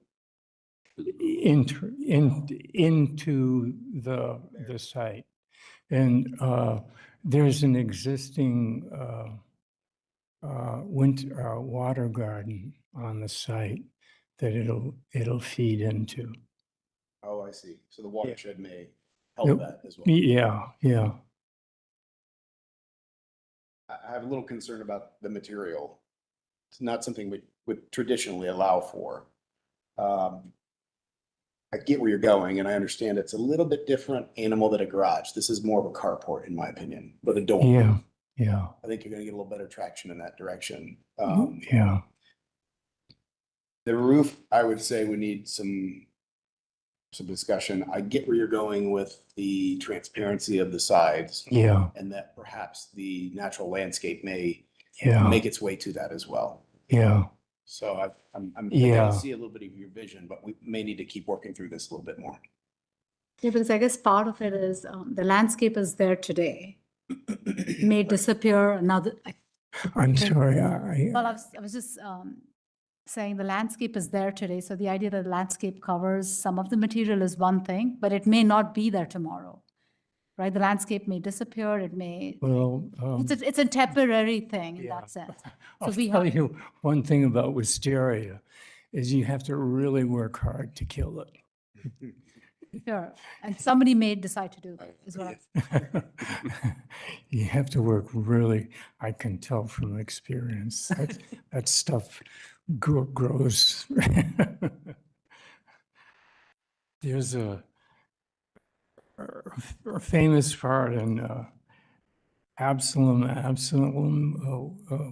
Faulkner, where he uses wisteria as the persistence of history. You cannot kill it. Very true. There's an element to this, and I don't know, it's unique, and so I want to talk a little bit about this. Sometimes we get art installations as well, and like this is sort of like borderline folly art. It's like a reinterpretation of this, and it doesn't seem to be cleanly slotting into our typical garage review for me. And I'm having a hard time trying to build a context around how we talk about it. I'm trying to wonder if we can't phrase it as a garden structure. That's what I was wondering. Well, I look at As this, everything we've led up to, I've heard the word carport used several times. I do believe that this is like integrated in the landscape and with the landscape in a way that makes this a carport, not a garage. I do admire the offering of different materials. Where I think we still need to have some additional clarity is like, well, I see the lattice, and the lattice is called out to be, these, I think cedar lattice or whatever. I think we need to see some details on that, like what actually is a detail of how that cedar lattice looks and what it's supposed to be, more than just, a hatch pattern of just single lines. Same with the vertical, I think it's vertical wood elements. I think we need to see what that vertical wood element looks like in a detail. I would lean towards this being like what happens when you go beyond a trellis to also address a car and hiding a car. Could it be a pergola? We have a lot of leeway there. A vehicular oriented pergola. But where I do struggle is the corrugated roof is going to be the only item I think I struggle with at this point. And just, I would love to see if we're going to tie it to the addition, which into itself is sort of an interesting look, because I think had you proposed the addition in this day and age, we might have looked differently on it. But now we've got this addition that's been there for how many years now already? I kind of want you to tie it a little bit more to the addition a little bit. I'm not that the angles are great, a bunch of this, that part of it great. The introduction of the corrugated is where I'm going to struggle. The corrugated material might be a little bit of my struggle, but only just one voice and one vote on this commission. The advantage of the corrugated is that it's a very light material, and it means the rest of the structure can be much lighter. Yeah, I'm aware that it's a little different, but again, when I compare it to other stuff that's happened in the neighborhood, I just think. And there have been metal roofs that have come in, but not corrugated. It's more standing seam or like flat seam metal that we've seen more recently with, applications for metal roofing. Yeah, well, again, you'd have to beef up the structure in order to do that. Yeah. Just And for I as a think it metal would defeat material. the purpose of the structure. We just have to be concerned though that if we approve this material in the district, it's precedent setting in the district. Yeah. I can't, there may be other things just outside the district line that are this material, but once we're in the district, it is a material that becomes something, somebody's going to point to your structure and say, they used it, why can't I? The only thing I can say is if you look up and down that alley, you're going to see all kinds of stuff. But some of that may have gone in before it was a historical district. And None of these were approved. Yeah, or it hasn't received approval. You know, from they- the it it hasn't office. been approved, and therefore they should be cited. Mhm. Well, they've been there in many cases clearly for a while before an approval process was necessary. Okay, so then if they were in there before it was a historical district, then Right. they're they would not have been under the jurisdiction. Yeah. Well, either case, I think I'm hearing and I agree, the material is the issue. So if there's any bandwidth for you to discuss a different material, come up with a different option in terms of material, there might be, but you're seeing that there is support to the idea, but Yeah. not necessarily exactly the way you have it, especially in the materials. So we'd be willing to work with you with within some bounds, but we cannot set a precedent that might that might take us a very different direction in this district, because that's just not the material we've supported. But that's for the roof, For right? the corrugated roof. Sure. Yeah. Sure. And I think we've maybe just a little bit more detail on the actual exterior siding, like the profiles and maybe in large detail or. I mean, I'm hearing a lot of support for your application. Yeah. However, I mean, I think we're kind of saying like, you probably just need to get us some additional details. Yeah. And maybe just give some serious thought to if you have other options on the roof. Yeah. The garage doors, tell us a little bit about what's the garage door made out of? It would be a wood door. And I believe in the notes, I give a local supplier for it and reference it. And it would roll up? Yeah, yeah, yeah. The retaining wall that's referenced in your notes, where is that retaining wall? On the alley. Okay, replacing what looks to be like is that a stone retaining wall or something right now? It's a crumbling composite wall that's falling down, and it would be replaced with a stone retaining wall.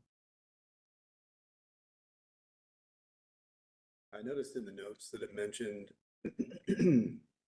pardon me, that the garage door would be 8 foot wide. Yes. Metal door supplied by Precise. or I'm Precision- sorry, yeah, Precision glass, precision garage door. yeah, A pedestrian door by Lowe's or equivalent. yeah. It would help a lot if we had a cut sheet of the specifics of the doors and what they look like. Okay. They are linked. The door is linked. So here's the door currently, Commissioner Gibney.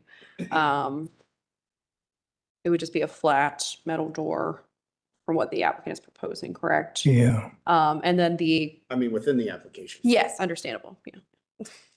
Yeah. So if it's a matter of like screen grabbing this and copying it back in the application, because the link may not work tomorrow. We have to just have it permanently on record. Need this information as part of the application, not a live link. Yep. Because Lowe's may take this door off tomorrow of their Yeah, list, and then yeah. we won't have any record of it. Okay.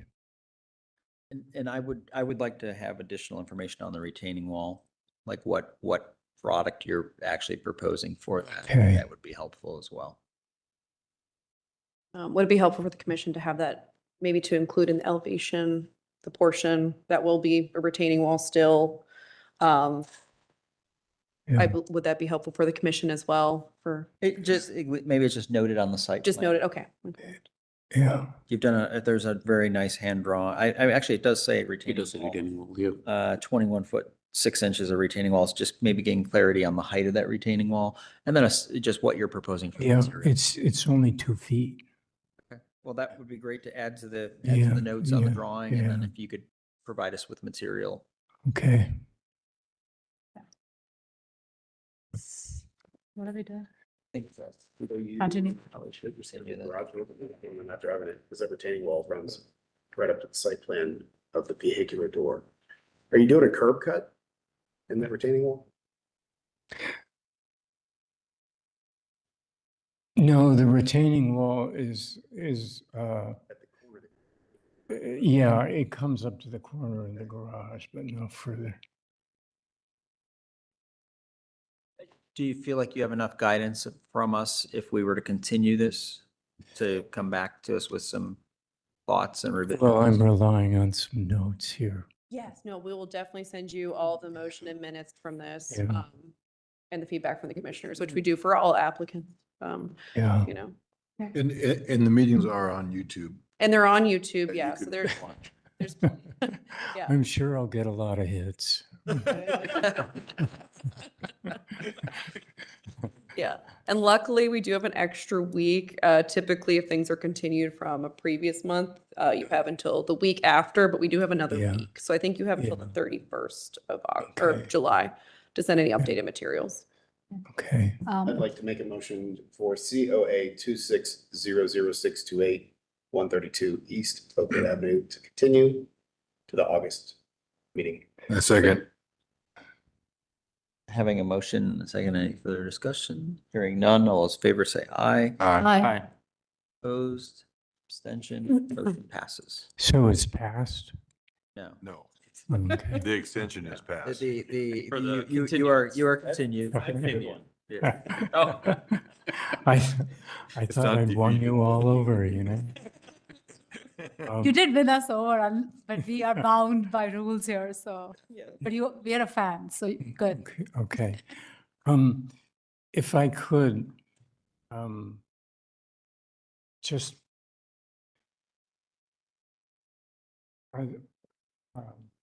when I come back, I'd like to propose an addition to this. Well, we, You on can't that, do it now. yeah, you can't do it now. That's you'll have to go through the process with Morgan. We, No, can't We do it. cannot do that. It has to be procedural submitted. issue. But since that has been provided with that application, we will be adding that on for August. So this, the garage and the addition will be on the same month's agenda for review. Yeah, you can put that with your revision and it'll come Yeah. through the next time. Mhm. Okay, yeah. Thank you. Thank you. Going on to 586 East Town Street.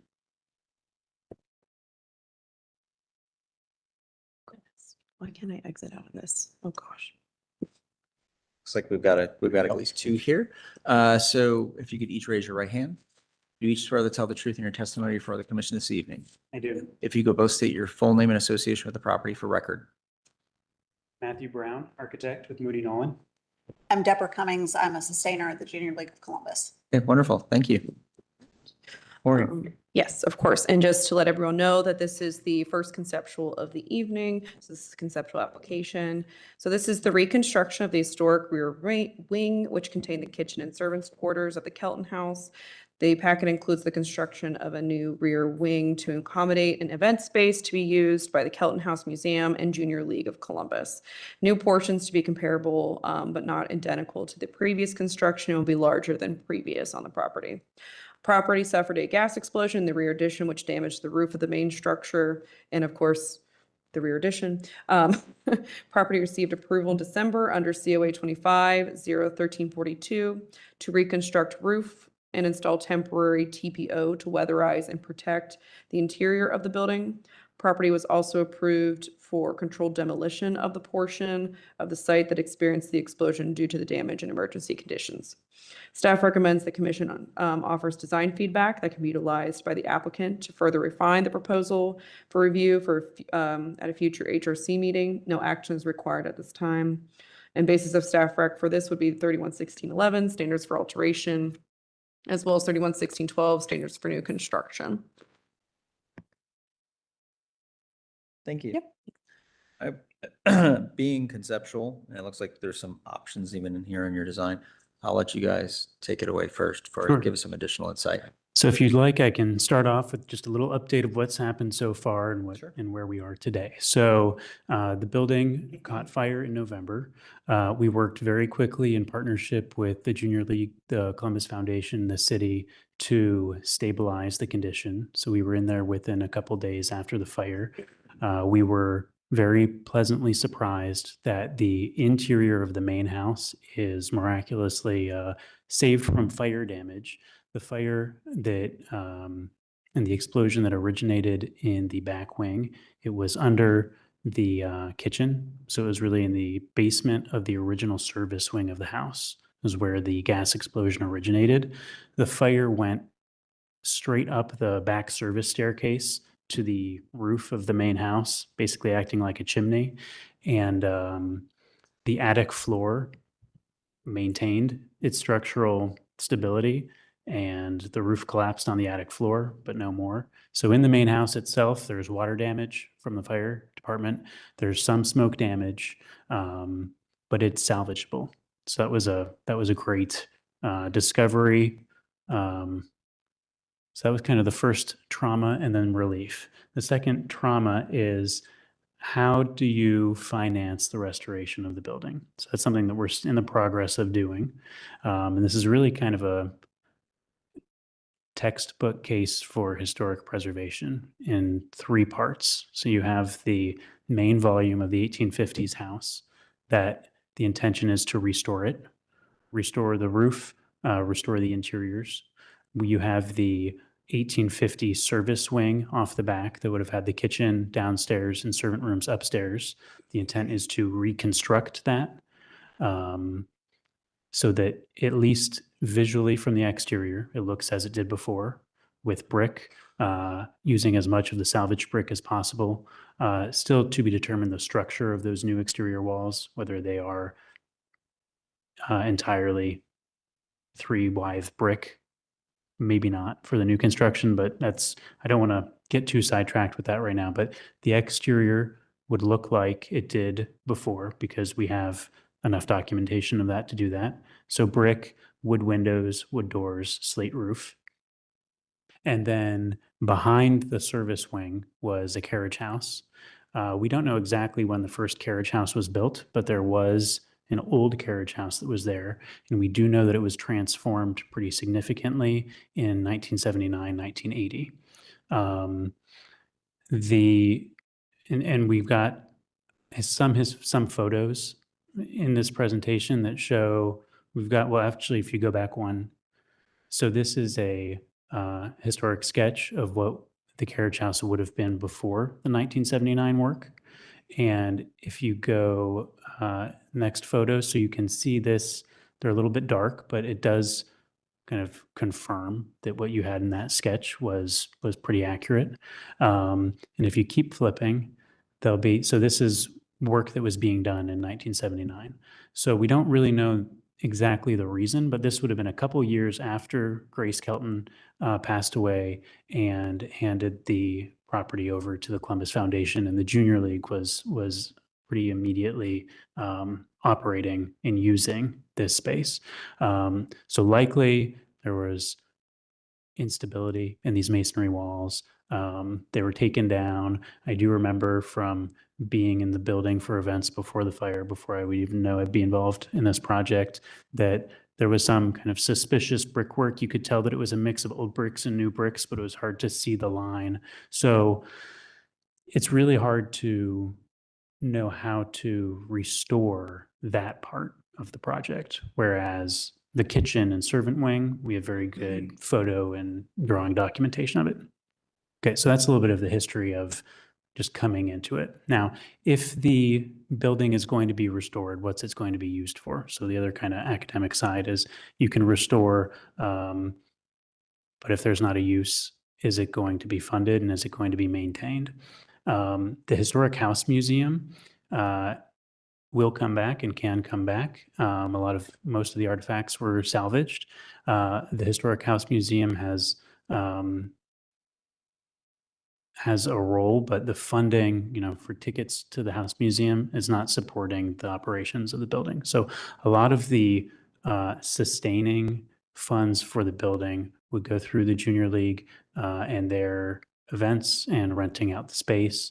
The previous kind of hodgepodge of the historic carriage house was less than adequate in terms of size. And so what the Junior League would need to do to host events here would be to set up a large tent outside. And the Junior League was even looking prior to the fire of creating an addition to the carriage house to be able to not need that tent, that temporary tent anymore. So if we are going to rebuild the carriage house wing, the goal is, and what we're working with the client right now, is to identify what's the intended use, what would make this project feasible, because right now they're not just fundraising for an addition to a carriage house that was there, they're fundraising for the restoration of the entire house plus the construction of a new build. So it's a significantly larger fundraising effort. So they want to make sure that the space they're getting afterwards is going to bring in funds for this to be operational. So design, we're very early on. Right now, we are working, yes, go ahead. Sorry, I'm going to just note one thing, only because it hasn't been mentioned. So for those of you who are not aware, the Kelton House Museum, or the Kelton Home, the Keltons were abolitionists, and this is a documented stop on the Underground Railroad. Part of the expansion and extension of the space, while yes, for events, it's actually also because we have an extensive Underground Railroad learning station where we bring in children from across the Central Ohio region, including Columbus Public Schools, to teach them about the Underground Railroad. We were outgrowing that space and our ability to house those students on those trips. And so that was actually a large portion of why we were looking for this extension. And so with this opportunity, trying to take a silver lining in what was a traumatic and horrible event, is we are trying to therefore then grow the Underground Railroad program and our ability to reach the children throughout Central Ohio and even broader to be able to teach that. So that's part of the reason that we're looking for this additional space.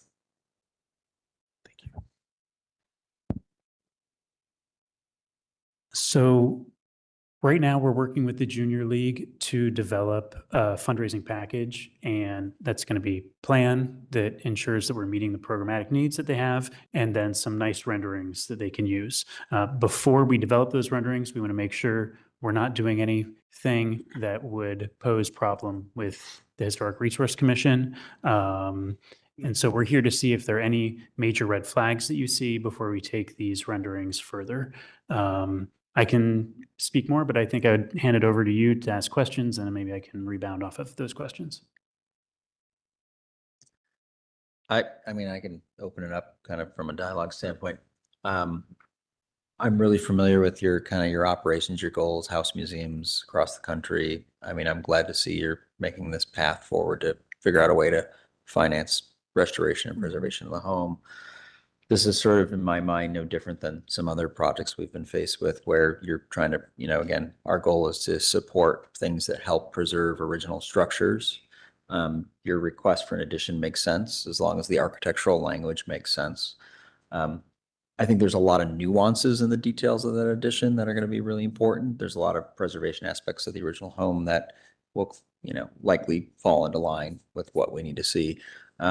Overall, I'm supportive as a concept as long as we can get there architecturally. I'm not concerned at all, but I'll kind of open this up to others. I mean, I think you've got some precedent based on the carriage house you had there, like the idea of a structure there too, that kind of helps your cause. Even if you didn't, I still think this is a way to help breathe life into a new life into an old structure and ensure it's a future that's going to be sustainable. So I think it's all about what the architecture and the languages of this thing coming off the back and how much small, intricate detail you can get into it that makes it read in a digestible way without creating Disneyland, right? The other flip side is you don't want it to be so perfectly done that then into its own way, it looks like it was original to the building, because we don't want that. In fact, I don't encourage, or even encourage you, if you can find a way to sort of even break it a little bit from that kitchen of the house to clearly make it known that this is the original house and the original kitchen structure, and then this is now the new addition, and even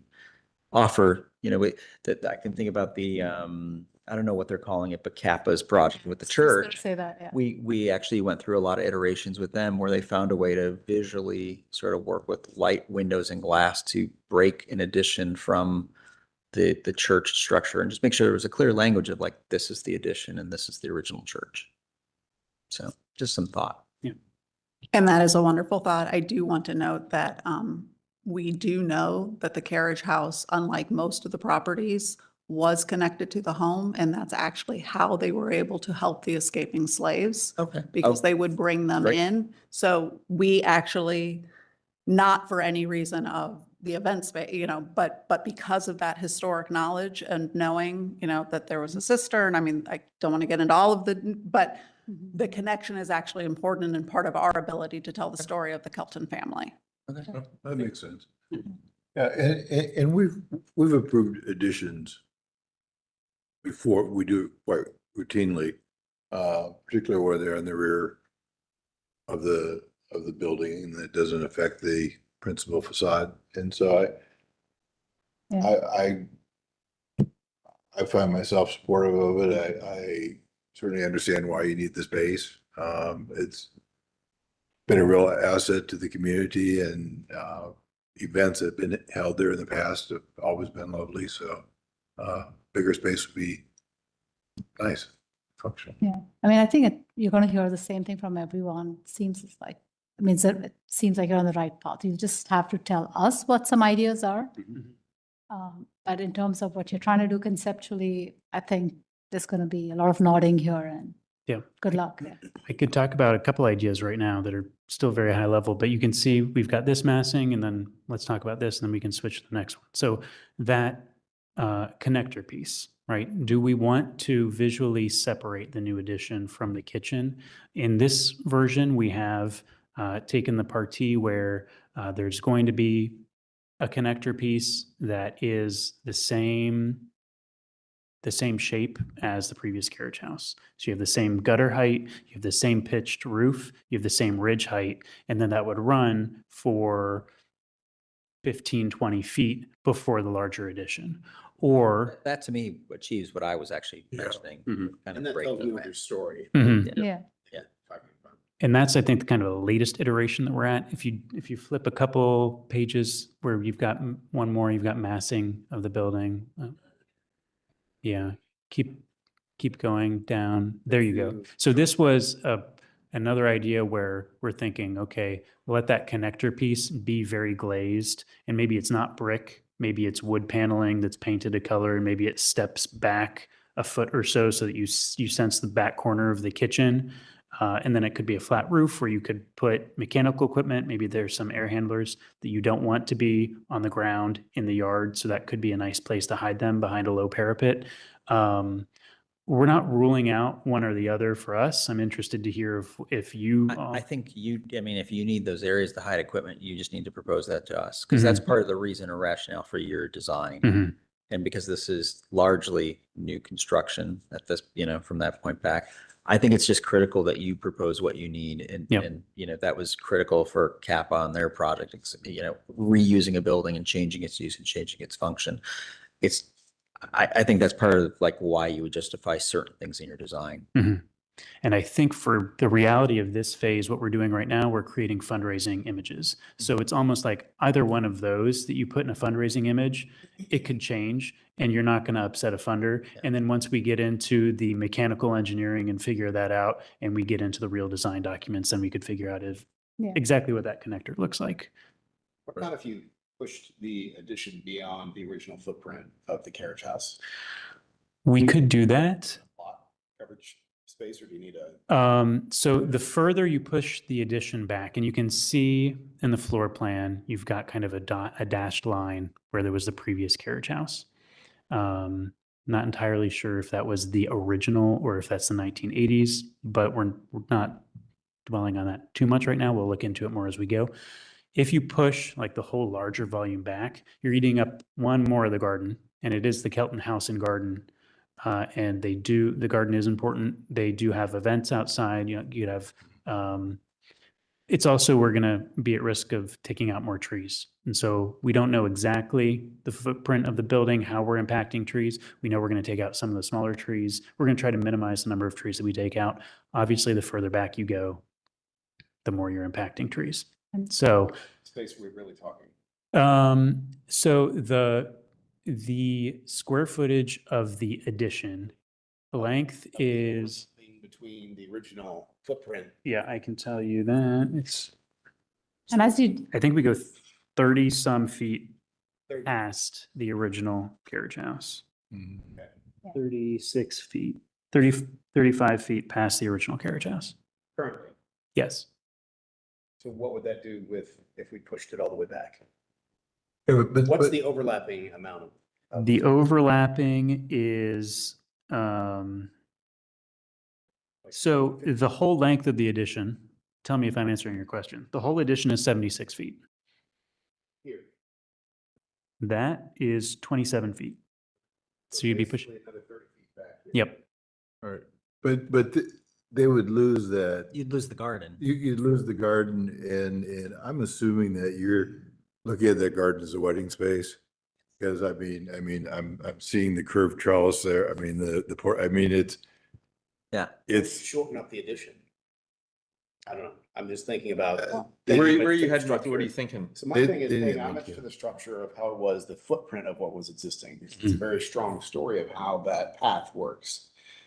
So since we're covering up part of that, I get where you're going with multi-function, but I'm also thinking about developing the rear portion of the carriage house into the new addition so that it flows in, even though aesthetically it looks like the original carriage house. That's something that could be done. Well, I will say an oppositional thought to it is that protecting and preserving the trees, the big ones, as the large ones, are a good idea. And we have looked at that also. So we have to see a full Right. landscape plan to see what actually is happening. I mean, Right. we're guessing at this point, but I think your of the two, the first one you presented for Mhm. me was stronger, the way that touched the original structure. And from my perspective, if you're not replicating what was there originally, creating a little bit of distance, but also having some idea around why that is what it is. To your point as well, like there could be some trace of what was there previously, not in its necessarily its exact form, but architecturally there could be some sort of signifier of a footprint or of a trace of what was there. It could be tile, Interior. could be tile on the floor. Could be tile on the floor. It could be some sort of overhead treatment. It could be, but if you go to one of the massings, so this one for me is not as strong. I think it's the way it touches the existing, and I know we're very early on, and also materiality is going to be every detailing of materiality. It's all going to be every, but this one.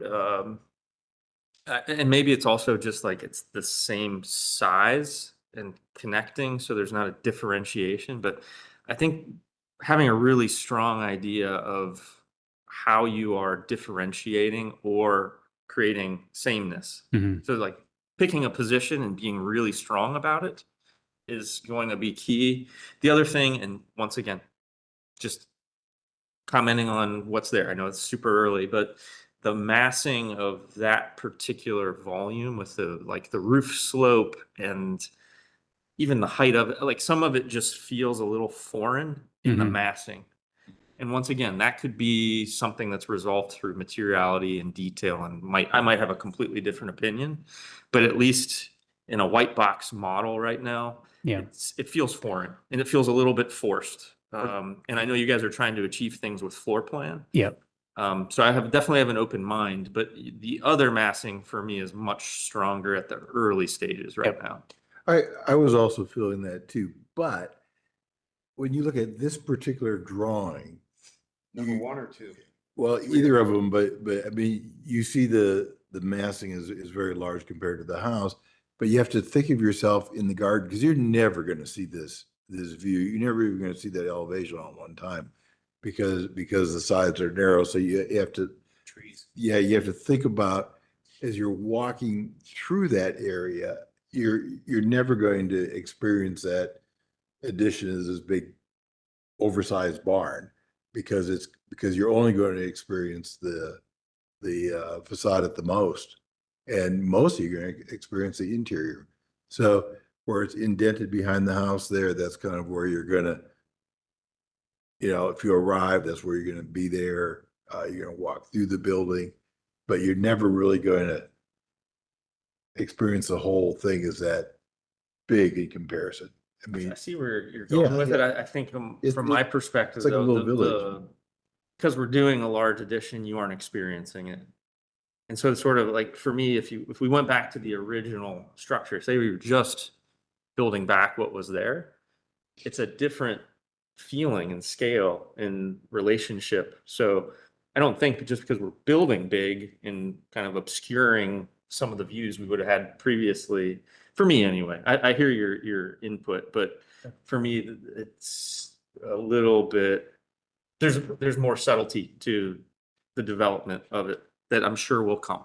Mhm. And at this stage, it just, for me, it's not coming through. And I think some of that will come with the details of the landscape and stuff. I mean, there's the indent there between the original and the addition there. There's a double doors, obviously, where you enter. There's going to be some entry there. There's going to be some detailing there. There'll be some means of sort of entry. So just the way you experience the spaces, I don't think will be as barn-like as what you see this drawing as. Because And maybe there's some glass that breaks it up, and maybe like, Yeah. there'd be ways to, yeah, like so anyway.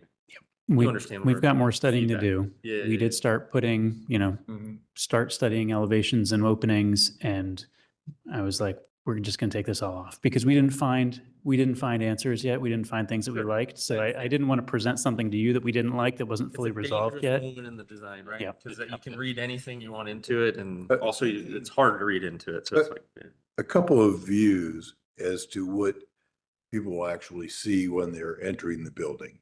Ground level. At the ground level, at a height of a normal person, I think it would also help for your fundraising too. Right. Because that's what you're going to see. Yes. And I know some of our other large projects that are downtown and stuff, that when we're able to actually see it from the ground level, it's a whole different experience than if you're looking at an elevation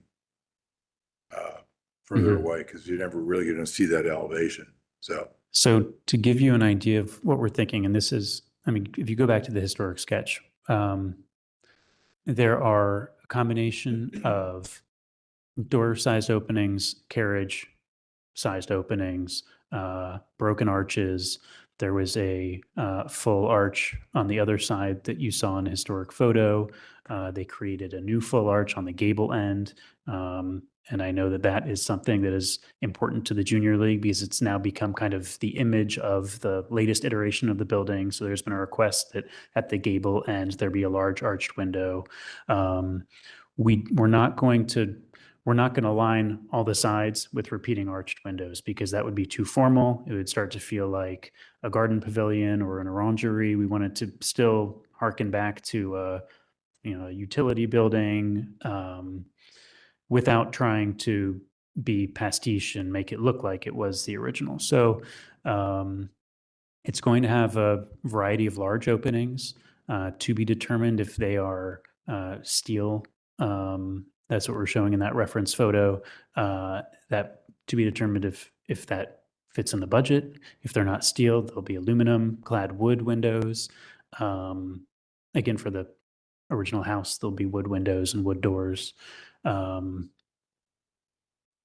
For the roof, we don't know if slate is going to fit in the budget yet, although in working with contractors, we're trying to account for slate, and we'll see how that pans out down the road. But we'd say slate on the original service wing, and then on the back, if it can't be slate, it would be high quality asphalt shingles that would meet Historic Resource Commission guidelines. I mean, generally overall, I think you're hearing support from this commission for what's kind of a narrative on what you want to do. I think we're ready to see you go to the next step though on the concept and come to us with some design. Great. Okay. There's no other action required at this time, so. All right. Good luck. Thank you. Thank you. Now, do we have a second one as well? Two more set applications. I will ask them to just make a couple minutes to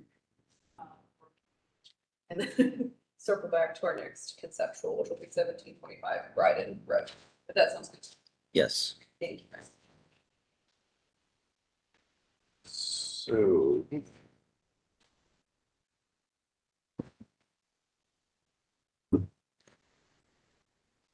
you have to come back then.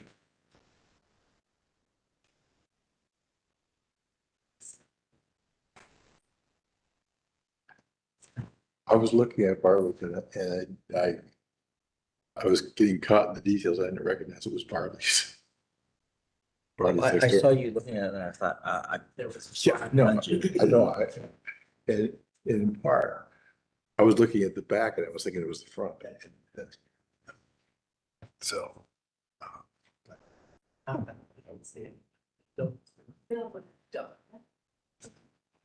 did. I completed like 15 minutes. That's presentation. Wow.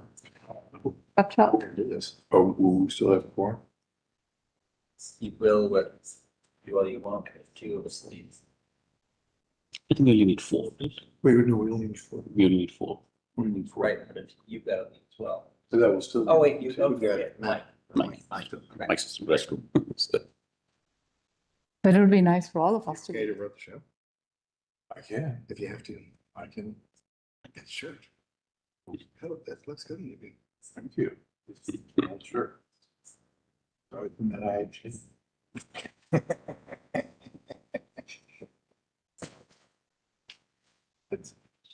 Thanks. You have. Oh, no, we need to go through that. I was supposed to close 2 weeks. Oh, you haven't closed it? I know, I just did. Oh, good. On a recess? Yeah, 10-minute recess. Oh, my. 10-minute recess? Yeah. Really? Or 5-minute recess before the Okay. restroom recess.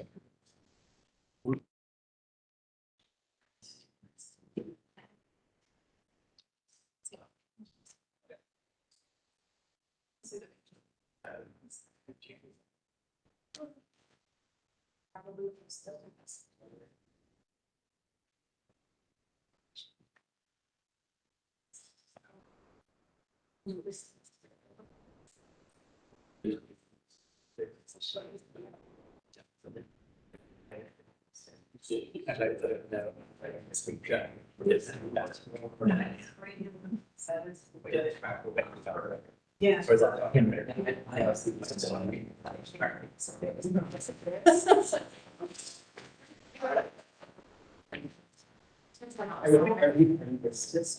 right, but yes, no, so you have. Well, if you.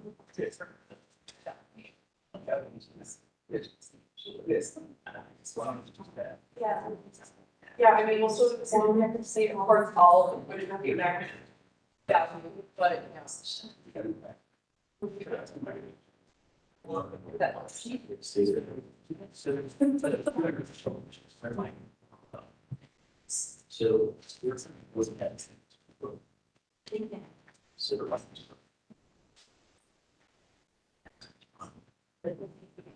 Sure, Henry here.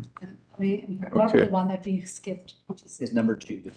We're about to reconvene. However, two of the commissioners have left. Mr. McCabe has left and Mr. Gibney has left. I am Clyde Henry and I am going to continue chairing the meeting. We still have quorum, so we still are able to review. The last meeting. Okay, Right, commissioners, have a good evening. We'll see you. Thank you. and we are on number 9. Yes, or number 10, 10, I'm actually, sorry. Commissioner Henry. Okay, so the next item is item number 10, 1725 Bryden Road, and it's a conceptual review. Will you take us through it? Of course. And before we do that, let's swear in the applicant. Oh, will you raise your right hand? And do you swear to tell the truth in your testimony this evening? I do. And please, I'm sorry, yes, state your name and your affiliation with the project. My name is Othello Spencer. I'm the architect on the project. Okay, thank you. Great. So this is another conceptual review. This is to install third floor terrace with the following options. Option 1 is to remove the existing third floor south windows and install center double doors with steps down to deck. And install new side light window, wood window units, enclosed porch guardrail with hardy plank siding to match. Remove 2 existing window units. This is the second option. And install a door with steps to roof deck. Install aluminum railing for roof terrace to match second floor terrace railing. And then I believe this one is another concept is what we saw at last month's hearing to have that single door with the aluminum railing. And correct me if I'm wrong for any of the materials, but that's what we've submitted, correct, those three options. And I'll continue with the staff report. I just wanted to verify. Okay. Okay, all right, thank you. All right, property was previously approved in 2023 under HR 2307-032 for a rear addition onto the property. It's be seen here. Applicant returned in 2024 under COA 2400556 for the rooftop terrace, which is still pending approval for final condition items to be submitted. They have been submitted. It's in my wheelhouse. I will get that done for the owner soon. This includes the updated drawings of the single door and handrail for that second door or that second floor entry. Proposed terrace located above the second story. Did I already read that one? I'm so sorry. Oh, no. The proposed terrace located above the second story historic addition proposes to remove 2 of the 3 historic windows that can be seen on the rear dormer of the roof. It also includes, some of the options include removing 1 of them as well as all for the new configurations. In the existing roof to install a new door to the access terrace. HPO staff does not recommend the removal of historic fabric to create a new door and window opening and would not support the current proposed designs submitted. Property was recently approved for retractable awning on the second story terrace under COA 2600505A as well.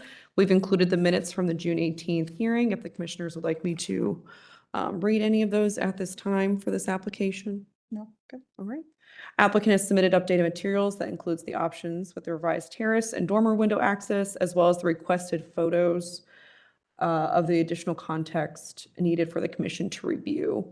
The commissioners should offer design feedback that can be utilized by the applicant to further refine the proposal for review at future HRC meeting. No action is required at this time. Okay, thank you. Mr. Spencer, you'd like to add anything to that? Yes, first I'd like to apologize. The owner was not able to be here this evening, and she was at the last hearing. If we could go back to option 2. Scheme 2, Scheme B, or Scheme C? Yes, that one. Okay. We are proposing from the feedback from the last meeting that we had to, instead of placing railing on the terrace, to match it with a parapet wall, which would continue the siding. One of the comments was that the railing was too, I guess, architecturally active for that elevation. So we're proposing to just create more of a parapet appearance for the proposed terrace area. The other thing we're proposing, and through the pictures, we've gone up and measured, and we feel we can keep 2 of the windows and just eliminate the middle window with a single door that would provide her the egress that she would need. And if you show the pictures. Oh, yes. Right. Oops. Skip over.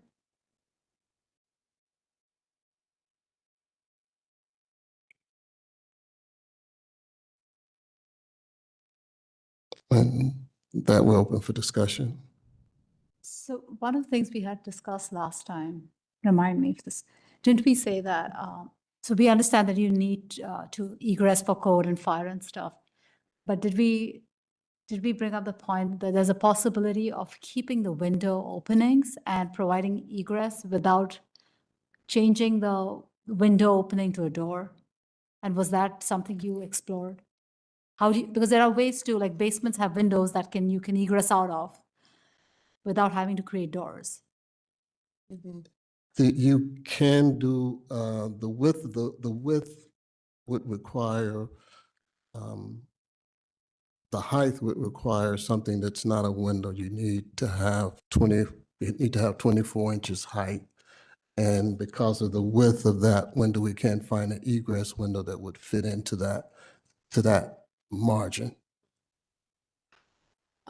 I will say from past applications for some egress windows that we've had, just as a context thing, we have had applicants propose a casement window that mimics this, the style of what's there, especially if it's been like a set of 3 windows. Similar to like a door, right? Yeah, similar to a door, but Right. still keeps that window configuration and the same style as windows, but allows for that egress. So just as Yeah, context. and I think that's what we were talking about, exploring something, because one, again, back to precedents and not setting the wrong one.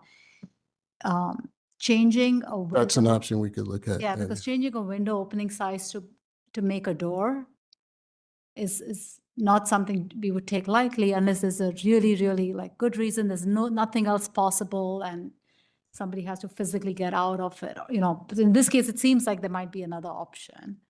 I mean, we have done it for life safety. Life safety, but that's only when there isn't a possibility of the window becoming an egress window, right? And this isn't like the main entry door to the house or anything. I guess that's where the thought is. Correct. I mean, I assume you're turning that attic space into a living space. It already is. Yes, It already is. yes.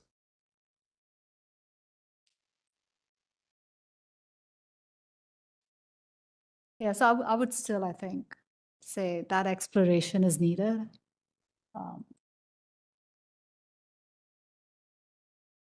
Other, Tell me a little bit more about the parapet idea. I wasn't a part of the original discussion. It's just Well- expression. It feels more like a screen wall than a parapet extension. And for me, it's like almost drawing more of my attention just because of the massing of it. Right. Heavy, when I think of a parapet, I think of more of like an integral design where the building exterior wall continues up and it's somehow, you know, more camouflaged in terms of the transition. The parapet was more of was a response from one of the commissioners' concerns. We were proposing originally to just carry up the railing like we had on the terrace below. Yeah. And that's more open and it's probably a little bit more transparent. Yeah, and that's where. Yes, of course. It's still, for me, just like reading it's a fence. Mhm. Like a screen wall or something, rather than a parapet extension. Yes. And between these two, this is visually heavier. Mhm. And Mhm. I prefer between the two, like the prior. right, you're saying that if it's a parapet, the entire facade should be moved up and the trim piece that's currently at the bottom of the railing would Love be up. that, but at least like that is more. of That would be a parapet. parapet. Yeah. And then we could discuss whether the parapet is better or not. But I don't see this as a parapet either. I see this as a screen wall. Yeah. And if the commission doesn't mind me just adding a couple of comments, just because Commissioner Fort was not present during the meeting. So commissioners at last month's meeting stated that the creating egress is different from having like a patio space on the 3rd floor. Recommend possibly installing a Juliet balcony if the reasoning is for fire and life safety. And the proposed railing of the 3rd floor terrace appears jarring in the proposed location, just for like context of last month's review with that. What's up with this one is if the window can be made egress compliant, then there would be no need for a terrace because it would not be technically accessible. It would be accessible only for egress on the roof. If the window cannot be made egress compliant and we have a door, then there's a case for, you know, it's a door, but you go out and now you have a patio. So, you know, it's sort of hard to assess which one, because one's based on, you know, Right. one's based on the other, I guess. Is that what you're trying to achieve? Is that you want a patio up there? Yeah, I think that's what I think that's what the owner, well, the owner wanted egress first of all, because it was a Right. living space. 'Cause And you then need that. since they're gonna have to open it. Well, it's more of egress. It's like if bedrooms require egress from them. You have to have a certain size opening. It's not so much that you can walk out the bedroom and there's a stair for you to walk down. It's more of it's a code compliance under the residential code that you provide a certain area in a sleeping quarters. So you can get out of the fire department not to a, Ground level or. correct. You just get out there and then start yelling. Right. Right. Yeah. Martine say, help, help. I mean, I think to me, the problem to solve is egress. The having the patio and stuff like that is great. I mean, and again, we discussed Right. that, but adding now a door to serve as that extra outdoor space is an added feature. And to me, that's an extra layer that's not, again, I think we were on board once the parapet or whatever, all that is resolved. But to me, because of that, if you need a door, I don't know if that's the right logic. Because again, we're going down a slippery slope. I guess we can go back and look at it. I think the casement window scenario is gonna be close to the size of a door. I mean, but to get the height. And so you theoretically could open up the casement window and go out, there's not that much of a margin of difference that's gonna exist between the two. So. But we can look at that. Yeah, I mean, I can look at I'm that not and an then we architect, so I wonder, like, what's the height of that window, and is it not possible to egress out of? The window, the existing window is 3'8" high. I mean, if he put in the center door, the size of the window, and then duplicate the window trim, the tracings on the door from the ground level when you looked up, it would probably still look like three windows. It'd be, Right, but- to disguise the door more window-like. So then the only thing you've got is the little area. But in principle, we would be puncturing a facade that wasn't originally punctured, right? So I mean, that's because in the past, we've drawn a very clear line. Yeah. We don't want to change openings, and it doesn't matter what level it is. Except for life safety. Except for life And safety, this but would be that's what I'm life saying. So in this case, though, but if it can be achieved without changing opening size, that's a question I'm asking. Again, I'm not an architect. I can't tell what the actual requirement is in terms of size. It can be achieved without changing the architectural character of that middle space. And I think what the gentleman was saying is that if we change it and we mimic it, it's coming back close to that, but the size of the opening needs to change so that we can get the egress. Does the sill height not comply with egress requirements? The sill height complies. It's 44, it has to be below 44 inches, and we're below 44 inches on it, yeah. So sill height is not an issue.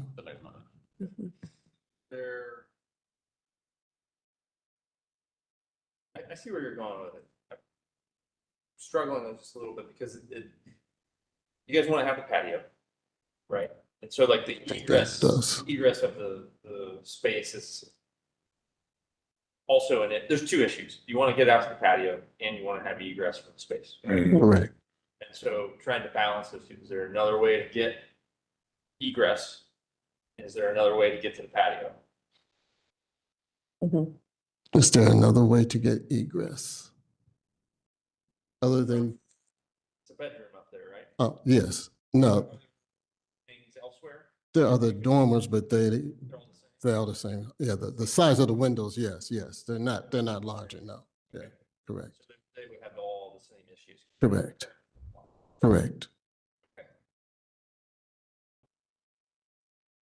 And would the new door would also be the other question, because I think the other dormer has more of like a kind of cut in relief, but this one doesn't appear to have it. The roof would have to be cut into, correct?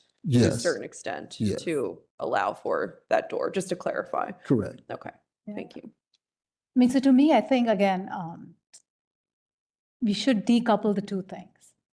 Wanting a terrace or wanting an outdoor space and all that is a nice to have extra thing.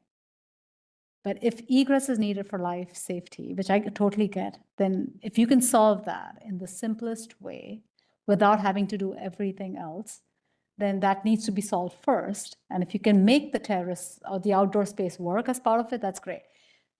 Again, so I'll rely on all of you who understand the height limit and width and all that of egress. Yeah. I saw where you were going with it, Clyde, like maybe there's something there with maintaining the rhythm and the scale and all that, but just extending it and allowing it for it to be a door. Like if we're gonna have to enlarge and alter the window regardless, then maybe it can be a. And is that a foregone conclusion that you have to do it? Yeah. Yes. Stating. Okay. Yeah, and Yeah. I don't have the code memorized well enough, do you? Not the residential code. Yeah. So maybe if nothing else, at least for documentation, so that we are in the clear, if you could include that in the package, for code requirement, here's the height that's Sure. required, here's the Okay, width. I can The include. current window is X, Y, that's the reason why. So Yes. we can have something to fall back on. Sure. If it came to, well, why did they get an exception and not us? Because normally we don't, as we discussed last hearing, of course, this is life safety and all that stuff, but we try not to have the interior dictate the exterior. If there's something that needs to change in the interior, we try not to have that dictate what changes need to happen to the exterior. So if there's, reasonings, of course, I think that commission needs those reasonings. So having those measurements and things like that would be helpful for the review. Yeah. Yeah, we can provide that. For example, like we have had past projects where we say, well, we need this for egress, and then we'll say, well, why do you need to use that space for that? Mhm. Mhm. That is a discussion. Now, I don't know what else you'd use that space for. I don't know if we necessarily need to go there with this discussion, but that's the nuance we're kind of dealing with, is trying to make this so that it's not setting some sort of precedent. Mhm. Discussion. I understand. I think the last meeting, I think it was mentioned that it's already a bedroom right now. It just doesn't. Mhm. Right. So I guess hopefully that. We're already there. That helps. Yes. Yeah. Yeah. Right. Okay. And they were past servant quarters, so like historically they were bedrooms. So that was, but for just in past situations, we don't want the interior use to So dictate exterior. to be clear, we can provide the information, code requirement information, A. We are still debating door versus window, or, So assuming that we are past that and we agree that we have to change it no matter what, then I like the commissioner's idea of a way to kind of have a door in the middle Mhm. and then replicating that kind of three piece of the original intent of the window and Okay. Yes, That's it's, what I was wondering. right, As long as it's 2 foot, right, yeah, right. I mean, But it meets the egress requirement. yeah. Okay, I think we have enough to come back with you. And then, of course, the parapet discussion, I guess you've got the feedback. I got the feedback on that. And I think what would be helpful for us personally, and I think for the commission as well, is to have just a, drawing behind the fence or behind the railing, just showing those details, how much you're cutting into the roof, or is there a step down and all that. I think that would be helpful for the commission Yeah, if the door if the Okay. door is needed. A little bit more detail. Yeah, because that attic floor, is that attic floor at the same location of the? No, it's, roof of the- it's above that roof a little bit. Yeah, if you look at the picture, you can. Yeah, so you're gonna have a step down. It's gonna or be a something, step or down. ramp or Yes. something or other. Yeah. Yeah, we'll need those details. Okay. Okay, anything else? No. Okay, let's move on to the next one. Thank you. When do you need to, when does that have to be submitted? Yeah, so as I was stating earlier, we do have an extra week this month in this month's meeting cycle. So you'll have until the 31st of August to submit updated drawings. All right, thank you. Yeah, Thank or you. actually a new COA application if you're coming back as conceptual or action. So Okay. thank you. Okay, moving on to 1328 Bryden Road. Anyone Or here? for that? 11:38. I'm sorry, 1138? It might have been me typing it wrong. Who knows? No. Commissioner Henry, Right. so. Maybe you're reading it wrong. Thank you. Please raise your right hand and swear to tell the truth this evening, and then state your name and your affiliation with the project. I do. No, you have to state your name then and your In affiliation. affiliation with project. Danielle Alexander, property owner. Okay, And I do, and I'm Neil Haaschild, the designer for this project. great. Thank you very much. Thank you. All right, so this is conceptual application. This includes exterior alterations and variances. I'm just going to read through the variances just real quick. This is for R3 district permitted uses, for single-family dwelling unit to be converted into, to permit an 8 dwelling units in this location. This also is building setback from South Champion Avenue, aggregate side yards, 20% rule, rear yard, 1 unit dwelling, vision clearance for 10-foot and 30-foot triangle. And as, yeah, from South Champion and on the adjacent streets, and required parking to make it 14 off-street parking to 3 off-street parking spaces, unless that has changed or been updated. That's what we have for the variances, but conceptual for now in nature. And this is also to convert single unit dwelling to a 3-unit dwelling and convert existing carriage house into an ADU for the property. According to the Sanborn maps, it appears the property was converted to a rest home around 1951 and remained until 1993, as it appears on the historical parcel map or parcel sheets provided. The 4-unit structure on the west appears to be have been constructed in 1967, according to Franklin County Auditor. Just for context, we've provided the April 16th hearing minutes. Would the commissioners like me to review those at this time? We're good? Okay. Just want to make sure. If there's any other details that we might need, we can go back if needed. Applicant has submitted revised renderings and updated description of exterior work that is proposed for all structures on the property. Staff informed applicant of the following items. Any and all replacement windows for the property will need to be from the approved windows list. Windows, if needing to be replaced, should match the same configuration present on the structure. From what we can see on the image, the windows appear to be 2/2 on the carriage house. We would not recommend converting a door opening to a window opening on the carriage house. Any man door replacements on the property should follow styles within the neighborhood. This would include the following: half light, 3/4 light, or 2-panel half light. The rear doorway on the main structure looks that it would have had a transom at some point and may still be behind the plywood. If existing, we'd recommend restoring if it's in good shape, or replace to match existing. Applicant did provide updated drawings, but of course it was too late to update from what was submitted. So we can talk about that further with the commission. But the commissioner should offer design feedback that can be utilized by the applicant to further refine the proposal for review at a future HRC meeting. Basis for staff rec is 311611, standards for alteration.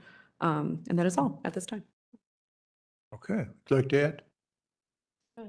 Yes, I'll open up and just state based off of the feedback I received from April 16th meeting to provide a comprehensive conceptual line item package and plan, and hire an architect and design group to help develop and show the conceptual line item sketch design, like for like materials. And I bring to you my interior designer, architect, and design team, Neil, who will walk us through the conceptual line item package so we can walk through the vision and the design for Brighton Road.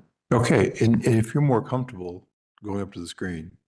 If needed. Yeah. Okay, Tell me when I to don't go think to. at this point, but as we get into the specific details, just the overall project vision is that we're excited about this project. This project is very dilapidated and historically, like Morgan had mentioned, you know, it's been used for multi-family, multi-generational, you know, senior living. And so there's been a lot of people living on this property. And there has been some preservation going on with the main house, but the carriage house is pretty dilapidated, but it's still salvageable. So we're super excited about that. So as we continue, so all the structures are going to be preserved in their current state. And then there are some windows that have been not on the main house. I think there's just one window that's missing, and it's the upper 3rd story that's accentuated by number 2. But that really, the frame is still good. We just need to replace the glass and the glazing on that one. Actually, I think there may be one in the turret that has fallen out that is sitting on the floor upstairs that we can just replace and fix the cracked glass on that one.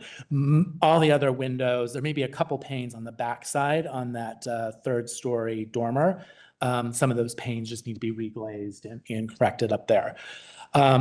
Now we are proposing to get rid of the lattice work in the front. We think that was installed probably back in the 80s because we saw some historic pictures from the 70s that it wasn't there, and then it was there in the late 80s and 90s. So we do propose to take that off. You can see the back of the building where number 5 is indicated. This whole side of the wall had collapsed during a rainstorm. So the gutter wasn't connected. It deteriorated that wall. Subsequently, I'm not sure, I think it was 3 or 4 years ago, it was rebuilt. So Yeah, a it's, couple of years ago. it's CMU block on the inside, and they did re-feather in the brick on the outside. We are proposing to collapse It did. Yeah. entire 2-story wall. Yeah. Yes. So it was open to the interior was open to the exterior, the wall. So we're proposing just to paint that the existing color. This is not the historic color of the house, but we aren't proposing to strip this existing paint. We are proposing to keep the carriage house's existing color because that is the historic color of that one, with the exception of the lentils on that house. So we did a rendering with the removal of the exterior lattice work and basically repairing the existing windows on the main house. We are proposing, in our rendering, it did change those front steps. We are proposing just to power wash the concrete, but that first set of steps closest to us, it is limestone. We are proposing to keep that. And in the updated drawings, it does show those limestone steps back in there. So we are not removing those and replacing with concrete. We are just cleaning up the existing concrete and the existing limestone. Would you like us to ask questions as you go at each Sure. phase, or do you Definitely. want to wait till? Nope, go ahead and ask questions. Okay, so railing on there? Am I seeing a So railing? currently there is a wood railing.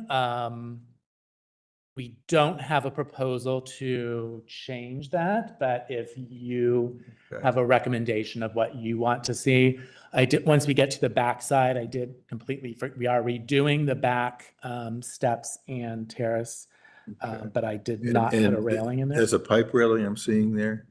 There is, yes. Okay, so Yep. there are railings, okay. Yep. Yeah, so by code, like, I think at one point this may have even been a Section 8 house, and so they did the bare minimum to meet the railing standards. Removing the lattice work is a good idea. It is. That is. Yes. And it really just opens it up. So it is set up as a single family, even though like historically it has been used for multifamily residences, and they would use different entrances coming in from, there's 4 different entrances on this building. One's on the second floor, and then there's 3 on the first floor. So we are proposing to convert this to, on the interior, a 3-unit building. So, but it's not going to change the exterior at all. So we're not doing any. What's it currently zoned for? It's R3. It is. Yeah. So it is zoned for single family at this moment. But it does have that addition attached to this, which is a 4-unit, and that was the senior living home. And then it does have the separate carriage house in the back. And there are other multifamily houses in this area. And I don't think it's not our purview. I think the question is only to make sure that you have the right zoning and the code and all of that, like on your side, because we're just concerned about the exterior, but. Right, and that's one thing that we're then proposing, trying to get this certificate of appropriateness, so then we can take to zoning and show them, so. Yeah, because you'll need to get the recommendation from commission on the variances as well. Yes. Yeah. Yep. And because some of the variances are, which I don't really want to get into those, they're just site clearances, which we'd have to tear off part of the building, which we don't want to do in order to meet the current zoning codes. Yeah. So, Yeah, the only big major ones it looks like is the parking reduction. And then of course, converting, single family to multi-family or allowing for multifamily on the single family. So we did include the floor plans to show the 3 levels, to show the 3 living units on this main house. So we're really not changing much of the interior. The interior, miraculously, of this house, it still has most of the original trim that hasn't been painted, stained glass windows, the original railings. Some of those the spindles have fallen off, but we're going to be replacing those with like materials. So we're going to do basically historic preservation on the inside. We are going to update all the mechanicals, all the electric, things like that, which we'll see on the site plan, because right now there is not central AC to any of these units. Actually, we don't, the site plan was in the new one. Yeah, I think the site plan was in the new one, but just for context for the commission, there already is, and we've discussed it before, the rear entry, and there's already a staircase in the rear for that, just to add from Yes. this photo. Are proposing to remove that staircase? We were not proposing to do that. So actually, that was, if you go back to that slide, that should, Sorry, which one? This that one. We're just removing the wood deck staircase that goes up to that, and then we're doing the limestone cap stairs. That's what I forgot to put the railing on. Okay, on that door, it looks like the original door there probably had a transom window above. I mean, your door's not fitting your opening. Yes. And we did change that on the second submittal, so we're gonna revitalize that transom. Okay. And then put a wood door. And then I assume you're doing some type of a railing there? Yes, that's what I said I forgot to put on. So in the final, for the final approval, we will have the railing system in there. Okay, and the little structure across or between the stairs, no, the little. On the left side? The little So shed. that is has steps, the concrete steps down? that goes down to the cellar door. Okay, So that's the access to the lower level. Okay, and you're retaining that? We are retaining that. Okay. Are there any downspouts and things like that, or? There are downspouts. That one is not connected, and that's the one that caused the water to make the wall collapse. You're gonna fix We're gonna repair and replace with like kinds. Yeah. That'd be good to see as well in the drawings, yeah. Yes, I mean, I have to say overall, I mean, your packages, I love the proposed and existing side by side, and even the color coded. It's a good example, Morgan, in the future if somebody's struggling, especially the color coded, that's so simple circles of. Yeah, yes. To show, It's just, especially for Yeah. that kind of things. It's helpful. And then, so on the new submittal to where her little cursor is right now, there are going to be 3 air conditioning units on the side of that. So between the 2 buildings, so to your right is the senior living home that's going to be 4 units. And really that's just going to be repainted and maintained and all that. But between those 2 buildings, we have 5 feet, 3 inches. And so we are going to be putting 3 air conditioning units for the 3 units that are in part of the historic house. All the condensate lines will then go into the basement, and then we'll do channels inside the house in order to take them up to the various furnaces in the living areas. So you won't be seeing any condensate lines. So we've updated the door. Basically, that's just the list of what we're going to be doing, with mostly preserving the historic structure. Yeah.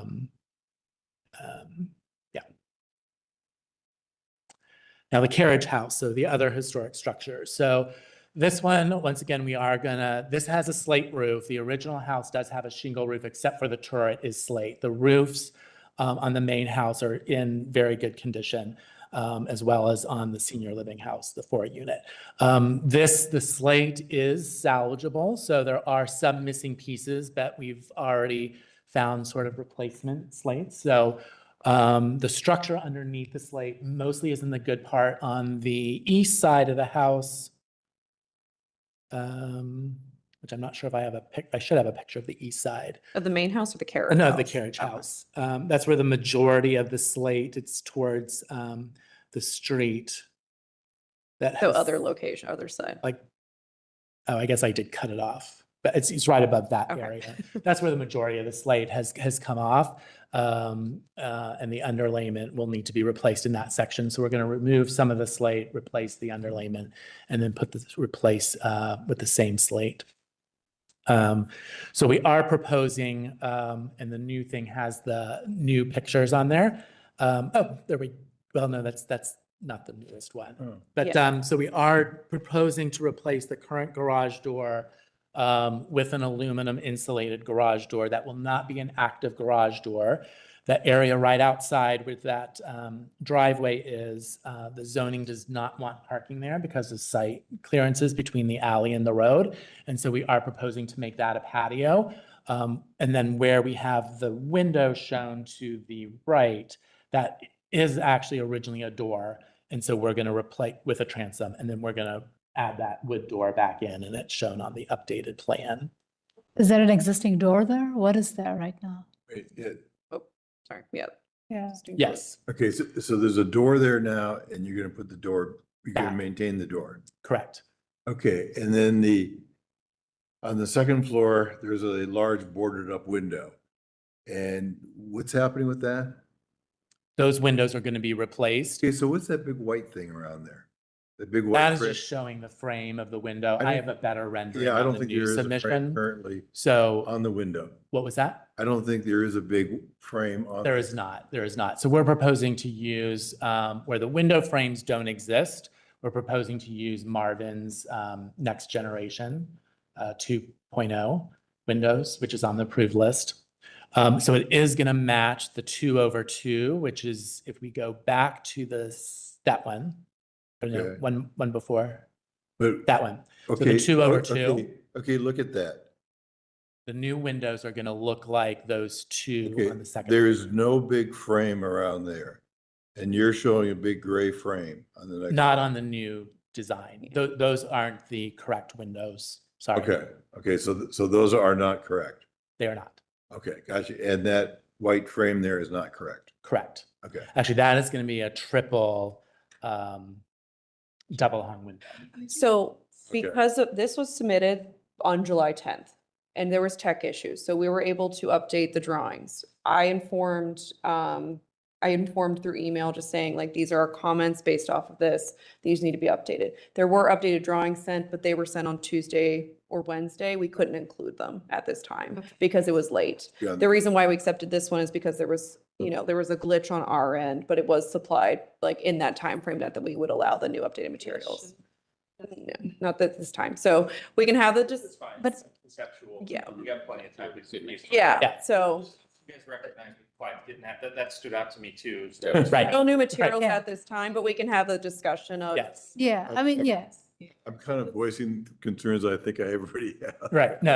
I understand. So yeah, and Morgan brought that to our attention, and Yeah. so we've subsequently already changed. Yes, so there's been the update of the windows from the approved windows list and things like that. But since again, it was submitted Yeah. this week, we were not able to include it with. Yeah, the I three, think, so, I think you yeah. understand. We're on the same page. Yeah. Yep.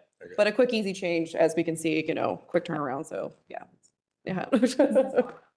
Yeah. So the package I don't know if there's more, but in general, like, it seems like you guys are doing this in a very, Methodical. way Yeah. that's honoring the original structures. I'm not seeing anything, at least at this conceptual level that you're proposing, that is in conflict with the historical nature of anything. It seems like mostly you're just restoring things to back how they would have been and Yep. repairing things that are broken. Like, sure, there's little nuances here and there, like the transom window, but in the scheme of Yeah. things, that's a very minor detail. And I think you guys, just to reiterate, you guys have done a nice job on a conceptual package showing the general direction. I'm very supportive of where this is heading. Yeah, I agree. It's mostly like for like or restoring it back to, yeah. I don't see any red flags. Just ensure there's a site plan and maybe your package has it. Does that, so is that the correct, like, is that what you're proposing and it's all in there? There were some minor updates to that, but that basically Yeah. is the Okay. site So plan. just, yes, making sure. And then, so where it says the taxes fence, there currently is a privacy fence, but we saw some historic photos that actually had a hedge, more of an evergreen type hedge, privet hedge. And so we're proposing to rip out that privacy fence and put the Okay. taxes. Yeah, so those would be good to know on that, any kind of vegetation and, yeah. Okay. What about parking? Have you worked out parking? You changing parking? What's happening? That's the approved park zoning that we have with parking through the zoning department and zoning management to accommodate 6 parking spaces to legally allow clearance. Okay.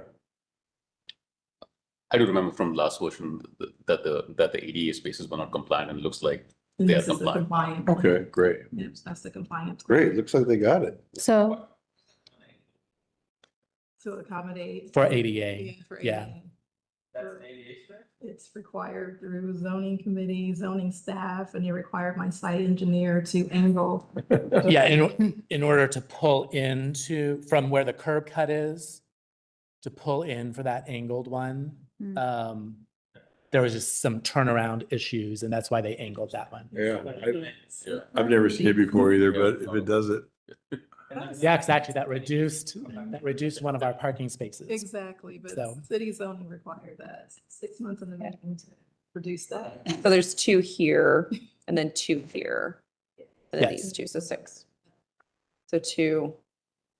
There's no stacked parking. I think that was a concern from last month That's or correct. April. No Okay, stacked parking. okay. So do you have the input you need from us? Do you have the input? It's conceptual, so you've got what you need from us? The Yeah. I feedback believe needed? that we Okay. Do we have specific questions, or was there something specifically last time? They asked for conceptual line by line package. I hope this delivered on your. Oh, this is great. I mean, It's good. and I don't know what the process, but this doesn't, in the future, doesn't need to remain conceptual for us. No, I think, I mean, with the, not little comments, but like the positive comments that come out of this meeting, I think next application could be for action. If you, Yeah. if you would like to move forward on that, it would require a new application submitted with the updated materials or anything requested from the commission at this time. But for it being conceptual, you have until the 31st to submit a new application to be on the August agenda. So, yeah, those would be the next steps, I think. All right. The only thing I'd add, I'm sure you're studying this, but obviously we're just looking at the exterior. I'm sure you all are studying the interior, but if the interior impacts the exterior, so you just have to do them both, right? And really, so when it comes back to us, we approve things on the exterior, and then you still figure something out on the interior that affects the exterior, then it becomes a challenge for us. Right. So we're not gonna talk about your interior, we're just leaving that to you. Right. It does affect it at some point. So we've already determined that the exterior will not be affected by what we're doing on the interior. We've already kind of done that. We have. Good. Perfect. I will request from us, if when coming back for action, just kind of showing where the lines will be going for the AC units and AC condensers. You know, if Okay. you have a masonry structure, will it be going through the foundation? We would recommend not going through like the water table, the stone water table and things like that. So just showing where those inputs are going through the Okay. building. So just be So- clear, July 31st, we present. It'll be the New deadline. application. Yeah, Yep. and then the hearing will be August 20th. Okay. Yeah. Okay, Okay, anything else? Thank you, guys. Thank you. Thank you. thank you. Okay. And before we're done, not yet. Not yet. Application number 2, we have to continue. Yeah. Because they're not. Make a motion to continue application number 2, COA 26000509. Okay, is there a second? Second. Okay. Okay, Four. all those in favor? Aye. Okay. Motion's made and approved. And is there a motion to adjourn? So moved. Second. Okay, oh wait, I'm sorry. Is there any new business? No, other than we're down 7 commissioners, so we can have 4 people for quorum. So just, that's the update, but Any old business? nope. No business. Okay. All right. There's been a motion made to adjourn. It's been seconded. All those in favor say aye. Aye.